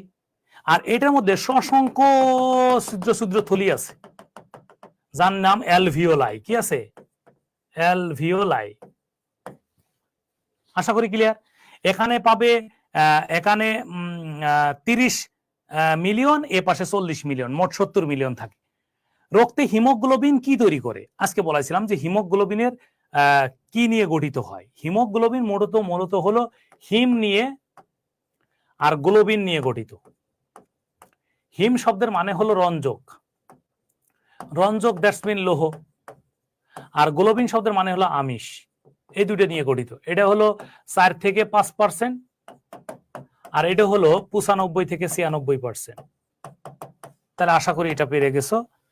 ইকথায়োলজি শব্দের মানে হচ্ছে ফিশারিজ, যেটা হলো মাছ নিয়ে গবেষণা। শৈবাল আমরা জানি, সে যে হচ্ছে ফ্যাসিওলজি, বা আমাদের অনেক সময় এলজি কালচারও বলে, কীট পতঙ্গে অ্যান্টামোলজি বলে, হাড় অস্টিওলজি বলে। ঠিক আছে, তাহলে ইকথায়োলজি হচ্ছে মূলত আমাদের মাছ বা মৎস্য নিয়ে গবেষণা করা হয়। ট্রান্সফরমার নিয়ে এখানে একটা বিষয় আছে, তোমরা তো আগে বুঝবা না। ট্রান্সফরমারের একটা ম্যাজিক্যাল আগে বিষয় দেখায় না, আলে বুঝতে কষ্ট হবে। এটা হলো ট্রান্সফরমার। ট্রান্সফরমারের কাজ হচ্ছে, আমরা এখানে যে ইনপুট দেব, আমরা এখানে যে ইনপুট গুলো আমরা পাবো, সেখানে আমরা এ পাশে এসে আবার আউটপুট পাবো, আমরা প্যাচ গুলো পাবো, নাম্বার অফ আউটপুটস পাবো। এখন কি বলতিছে মনোযোগ দিয়ে শোন। এখন কি সহজ বাক্যে যদি বলি, সেটা হচ্ছে আমরা যেখানে ইনপুট দেব এসে আউটপুট পাবো। এখন যদি আমরা নিম্ন দিয়ে উচ্চ পাই, তাহলে আমরা এটাকে বলে স্টেপ আপ, আর উচ্চ দিয়ে নিম্ন পেলে স্টেপ ডাউন। ভালো করে শোনো, তাহলে আবেষ্ঠ যে ভোল্টেজ গুলো আছে সেটা ই দিয়ে প্রকাশ করা হবে। এটার প্রথম সূত্র হচ্ছে, প্রাইমারি লেভেলে যদি আমরা এটাকে ছাড়ি, তাহলে 4.44, এটা 5 ম্যাক্সিমাম এফ এন পি থাকবে। ওকে, এখন এটা যদি আমরা সেকেন্ডারি ক্ষেত্রে ইউজ করি, তাহলে আমাদের সেকেন্ডারি এস দিলাম, তাহলে 4.44 এটার সূত্র 5। এখানে আমরা যে ম্যাক্সিমাম ফ্লাক্স, সেটা ফ্রিকোয়েন্সি এন এস, এটা হলো 1 নম্বর সূত্র। 2 নম্বর সূত্র এটা মুখস্থ রাখবো, এটা আজীবনের জন্য কাজ দেবে রিটেনে। আমরা এই দুইটাকে ভাগ করব, একটা আর একটা দিয়ে ভাগ করে দেব। তাহলে এখানে থাকবে E P by E S. আসলে মূল সূত্র আমি লিখতেছি, ওখানে কি আছে আমি এটা দেখতে যাচ্ছি না। এই অংশ কাটাকাটি হলে N P by N S. দেখো আমরা এটা কোথাও পাচ্ছি কিনা, EP by ES, EP by ES, আর এটা পাচ্ছি না, তাই না? তাহলে এটাকে উল্টায় লিখলেই, এটাকে উল্টা করে লিখলেই এটা পাওয়া যাবে। তা আশা করি এটা ক্লিয়ার। সূত্রটা মূল সূত্র লিখে দিলাম আর কি, সংক্ষেপে বলে দিলাম। তাহলে এখানে মনে রাখবা step up and step down আছে, নিম্নকে উচ্চ করলে স্টেপ আপ আর উচ্চকে নিম্ন করলে স্টেপ ডাউন। আর ফর্মুলাটা লেখা আছে দেখো, প্রাইমারি আবিষ্ট ভোল্টেজ সমান সমান 4.44, এখানে ফ্লাক্সের সর্বোচ্চ মান ফ্রিকোয়েন্সি, আর এখানে ওই যে তোমার ওয়েভ গুলো গেছে, ওয়েভ নাম্বার অফ ওয়েভ বলা হয়, সেটা হচ্ছে এন দিয়ে প্রকাশ করা হয়। তাহলে সূত্র দিয়ে মুখস্থ রাখলো, কাটাকাটি করলে এটা পাওয়া যাবে। রক্তের উপাদান 9 কোনটি? আজকে তো পড়াইছি। লোহিত রক্তকণিকা, মনোসাইট মানে হচ্ছে শ্বেত রক্তকণিকারই একটা নাম, আর এটা হচ্ছে রক্তকণিকা, এটা কিন্তু এক ধরনের শ্বেত রক্তকণিকা, জানো তো, ডাব্লিউবিসি, এটাই আমরা বলি আরবিসি, এটা তো বলে ডাব্লিউবিসি, আজকে পড়াইছি। তাহলে এটা হবে না, এটা হবে না, এটা হচ্ছে লিউকোপ্লাস্ট। লিউকোপ্লাস্ট হচ্ছে মূলত যাদের বর্ণ নেই সেই ক্ষেত্রে ব্যবহার করে। উত্তর ঠিক আছে এটা। সূর্যের প্রখর উত্তাপে গাছের পাতা গরম হয় না কেন? এটা প্রশ্নই ছিল আমাদের রিটেনে। আমি যখন পড়াতাম তখন রিটেনে এটা প্রশ্নই লিখতাম যে সূর্যের উত্তাপে কেন গাছের পাতা গরম হয় না। আমার ওইটা কিন্তু মনের ভিতরে একটা ক্ষোভ থাকতো, তাই নিয়ে বিষয়টা বলি, লিখবো না, লিখলে সময় চলে যায়, সবাই আমাকে সিগন্যাল দিচ্ছে, এটা শুনে নাও। সেটা হচ্ছে, আমি বলতেছি কার্বন ডাইঅক্সাইড, পানি, সূর্যের আলো আর পাতার ক্লোরোফিল, এই 4টে নিয়েই তোমার তৈরি হচ্ছে খাদ্য। তামাজ দি ওই সূর্যের আলোটা বিক্রিয়াতে কাজে লেগে যায়, তাহলে এখানে উত্তাপ হবে কেমনে? বুঝে নাও কথাটা। পাতায় যে সালোক সংশ্লেষণ হয় সেখানে তো যে উত্তাপটা পাচ্ছে, উত্তাপটা তো কাজে লাগতেছে বলে, এটা তো তাপ শোষী বিক্রিয়া, তাপ শোষণ করে বিক্রিয়াটা হচ্ছে। তাহলে মনে রাখবা, সালোক সংশ্লেষণ একটি কি বিক্রিয়া? তাপ শোষী বিক্রিয়া। আশা করি ক্লিয়ার। এই জন্য গাছের পাতা কখনো হবে না, কি হবে না, গরম হবে না। জারক রস পাকস্থলী দুগ্ধ জমাট বাঁধায়, এখানে একটা ঝামেলা আছে কিন্তু। যদি পাকস্থলী না বলতো তাহলে কিন্তু কেসিন হইতো। পাকস্থলী বলেছে এই জন্য রেনিন হবে। রেনিন এক ধরনের কি উৎসেচক, উৎসেচক আমাদের, এটা পাকস্থলী থেকে বের হয়, খাদ্য হজম করে। প্যারাচুম্বক নিয়ে তো একটু বলতে চাইছিলাম রে, কেমনে যে বলি, একটা মজার কথা শিখিয়ে দিরে ভাই, যারা অনলাইনে আসো জীবন ভরে আমার কথাটা তো মনে থাকবে। চুম্বক হলো 3 ধরনের, একটা হচ্ছে ডায়াচুম্বক, প্যারাচুম্বক আর ফেরোচুম্বক, মনে থাকবে কথাটা? তা বলবা যে থাকবে। তা একটা গল্প শোনায়, একটা প্রেমের গল্প শোনায়। সেটা হচ্ছে, যখন তীব্র ভালোবাসা থাকবে, একজন আরেকজনকে ছেড়ে যেতে চাবে না, বারবার ফিরে ফিরে আসবে, এই তীব্র আকর্ষণ ফিল হলে সেটা হচ্ছে ফেরোচুম্বক। আর একজন একজনকে মোটামুটি প্রায় ভালোবাসে, বাসে না, প্রায় বাসে, যে একটু পরীক্ষার মধ্যে রাখি দেই, বাসবো কি বাসবো না, সেটা হচ্ছে প্যারাচুম্বক। আর একজন ভালোবাসাকে প্রত্যাখ্যান করেছে, ডিনাই করেছে, সেটা হচ্ছে ডায়াচুম্বক। তাহলে বিকর্ষণ করলে ডায়াচুম্বক, হালকা আকর্ষণ প্যারাচুম্বক, আর অধিক আকর্ষণ হলো ফেরোচুম্বক। একটা সূত্র আছে, সূত্র হচ্ছে যে এরকম একটা সূত্র আমি সবাই লিখতাম, যে ও আলামিন, ও আলামিন আন্টির ছেলেকে ছোট মনে করে পিটাইলাম, এটা দিয়ে তুমি সব পেরে যাবা। এই যে ওতে, এই যে ওতে অক্সিজেন, আলামিন অ্যান্টিমনি, এই আন্টি থেকে অ্যান্টিমনি, দেখো ওতে অক্সিজেন, আলামিন থেকে অ্যালুমিনিয়াম, আন্টি থেকে অ্যান্টিমনি, এখানে ছেলেকে না পোলাকে আর লিখতে হবে আর কি। পোলাকে মানে আন্টির পোলাকে মানে প্যাডালিনিয়াম, যেটা আর কি। ছোট মনে করে, মনে হলো মার্বেল, এখানে করে কার্বন, পিটাইলাম, লতে হচ্ছে, টতে হচ্ছে পিটাইলাম টাইটেনিয়াম, টতে হচ্ছে টাইটেনিয়াম। তাহলে এখানে অক্সিজেন পাইলাম। যদি কারোর লাগে পরে আমাদের এদেরকে জানালে, এদের কাছে আমি এই ছন্দটা লিখে দেবো, ওরা গ্রুপে দিয়ে দেবে কি করে মনে রাখা যায়। ইন্টারফেরন সম্পর্কে একটু বলি। ইন্টারফেরন হচ্ছে কৃত্রিম প্রোটিন। এই ইন্টারফেরন কি বলো ভাই? কৃত্রিম প্রোটিন। তা কৃত্রিম প্রোটিন হলো কোন সাইজের প্রোটিন? এটা বড় সড়ো সাইজের প্রোটিন। কাদের কেটে দেওয়া হয়? যাদের হচ্ছে ক্যান্সার হলে কোনো অঙ্গ কেটে ফেলে অনেক ফাঁকা হয়ে যায়, তখন ইন্টারফেরন দিলে উচ্চমানের আণবিক ওজনের প্রোটিনগুলো এসে ওই গ্যাপটা পূরণ করে যায়। বিশেষ করে যাদের ব্লাড ক্যান্সার হয় বা কোনো ক্যান্সার হয়, তাদের কেটে ফেলার পরে ইন্টারফেরন দেওয়া লাগে। এটা মনে রাখবা, কৃত্রিম প্রোটিন। এখানে যদিও নাই, বলে রাখলাম, এটা বড় সাইজের কৃত্রিম প্রোটিন। বিদ্যুৎ পরিবাহী নয়। আর বিদ্যুৎ পরিবহন করতে গেলে তোমাকে ধাতু হইতে হবে। তা ধাতু কারা? তামা, সীসা, লোহা। যদি বলি সবচেয়ে বিদ্যুৎ সুপরিবাহী ধাতু কোনটা, তাহলে অবশ্যই অ্যান্সার হবে, প্রথমে হবে রূপা, সেকেন্ড কি তামা, ভালো করে শুনবা। তারপরে কি? সোনা, তারপরে কি? তামা সোনা, লোহা, তারপরে কি? সীসা। ঠিক আছে, তাই এখানে এইগুলো হলো বিদ্যুৎ পরিবাহী। তা আমি তো বাকিটা এমনি পাচ্ছি, নিয়নের যে নিষ্ক্রিয় গ্যাস সেটা হবে না। আচ্ছা, এখানে একটা মজার কথা শিখাবো, এইটা তোমাদের খুব ভালো লাগবে। এই যে এই 68 নাম্বারটায় আমি 1 মিনিট কাজে লাগাবো। তোমাদের একটা বলি, ধরো সোডিয়াম লিখলাম, এটা লিখলাম 11, এটা লিখলাম 23, মনে রাখতে পারবা কিনা আমি জানি না। এইটাকে আমরা বলি মাথা, মাথা মানে এ। এইটাকে আমরা বলি পা, পা মানে হলো জেড। ওকে, পা মানে জেড। এখন বলা হচ্ছে এ মানে মাথা, তাই এ মানে সূত্র হলো P plus Z. P plus Z, দেখাও, এ মানে হচ্ছে পি প্লাস জেড। এ মানে হচ্ছে মাথা, মাথা মানে কিন্তু ভর সংখ্যা, তা ভর সংখ্যা মানে হচ্ছে মাথা P plus Z, P plus Z. তাহলে একটু দেখো, শোনো শোনো, এখানে হচ্ছে আরেকটা জিনিস শিখা দিই, সেটা হচ্ছে পি প্লাস এন লেখো। এখানে জেড আর পি একই কথা। তাহলে একটু আমরা খেয়াল করি, এখানে পায়ের কাছে আছে এক্স, পায়ের কাছে আছে এক্স, তাহলে পির বদলে পাচ্ছি এক্স। কোথায় আছে এক্স আমি জানি না, আর এন পাবো, আগে এন খুঁজি, এন পাইছি এক্স পাইছি, এটা হবে। তাহলে সূত্রটা মনে রাখবে এইটা। আসলে এখানে অন্যভাবে দেশে, এই জন্য আশা করি পারা যাবে। নিচের কোনটি সবচেয়ে উন্নত মানের কয়লা? এই কয়লা নিয়ে 30 সেকেন্ড বলে দিই। 3 ধরনের কয়লা, কয়লা 3 প্রকার। মনে রাখার সূত্র হচ্ছে এ বি এল। দেখো, মনে রাখার সূত্র হচ্ছে এ বি এল, মনে রাখতে পারবা? এই যে অ্যান্থ্রাসাইট, বিটুমিনাস, লিগনাইট, সবচেয়ে দামি, তারপরে মেজো, তারপরে কম। এই যে সবচেয়ে দামি অ্যান্থ্রাসাইট, বিটুমিনাস, লিগনাইট, এই সূত্রটা মনে রাখবা, এবিএল সূত্র। তাহলে এ দিয়ে যেটা আছে অ্যান্থ্রাসাইট, এটা উত্তর হবে। যদি এটা না থাকতো বিটুমিনাস, না থাকলে লিগনাইট। মনে থাকবে আশা করি, এবিএল সূত্র, এবিএল। আচ্ছা, আপেক্ষিক তথ্য অনুসারে আমরা সবসময় মনে রাখবো, আপেক্ষিক তথ্য মানে হলো সবসময় আমরা কাজ করবো হলো নিকট বুঝাবে, নিকট, দৈর্ঘ্যকে সংকোচন করে বাকিগুলোকে বৃদ্ধি করা। তাহলে এটা পারবা। রেশম পোকার চাষকে বলা হয় সেরিকালচার। সেরিকালচার মানে হলো কি করে করা হয়। রেশম কালচার নিয়ে 30 সেকেন্ড একটু বলে দিই। এই রেশম কালচার নিয়ে 30 একটু বলে দিই। রেশম কালচার একটা হলো বোমব্যাক্স মরি, রেশম মত। বোমব্যাক্স মরি হচ্ছে কি মত? রেশম মত। এইটা রেশম মত হচ্ছে একদম পোকা, এটা কিনে নিয়ে আসতে হবে, তুঁত গাছের উপর ছেড়ে দিতে হবে, তুঁত গাছের পাতা খেয়ে গুটি তৈরি করবে। এই গুটিগুলোকে নিয়ে গরম পানির মধ্যে দিয়ে একটা চাকা দিয়ে ঘুরাইতে হবে, সূক্ষ্ম সূক্ষ্ম যে সুতা পাওয়া যাবে সেই সুতাকে আমরা বলি হচ্ছে রেশম। ওকে, বা রেশম বা সিল্ক, তাই না?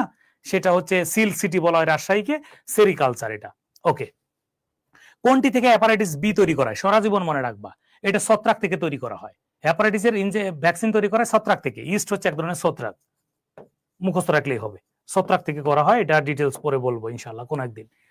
নিউক্লিয়াস উর্লিতে কোন ধরনের ম্যাটেরিয়াল কল্যান্ট বলা? আসলে ম্যাটেরিয়াল কল্যান্ট জেসমিন তাপ সঞ্চালক।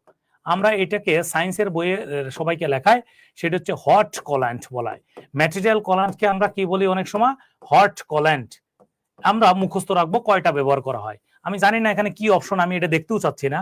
এখানে আমাদের থাকতে হবে সোডিয়াম, থাকতে হবে হিলিয়াম, আর থাকতে হবে হচ্ছে কার্বন ডাইঅক্সাইড। তাহলে এগুলো তরল, সোডিয়াম, এগুলো সব তরল অবস্থা, সোজা কথা এক বাক্যে। তাহলে 3টের মধ্যে কোনটা আছে? সোডিয়াম আছে। ওকে, তাহলে কে সর্বপ্রথম আমাদের মহাবিস্ফোরণ তথ্য, যাতে আমরা বলবো এটাকে আমরা সহজ বাক্যে বলি একটু বিগ ব্যাং। হ্যাঁ, যে বিগ ব্যাং কথাটা কে বলেছে? বেলজিয়ামের বিখ্যাত বিজ্ঞানী।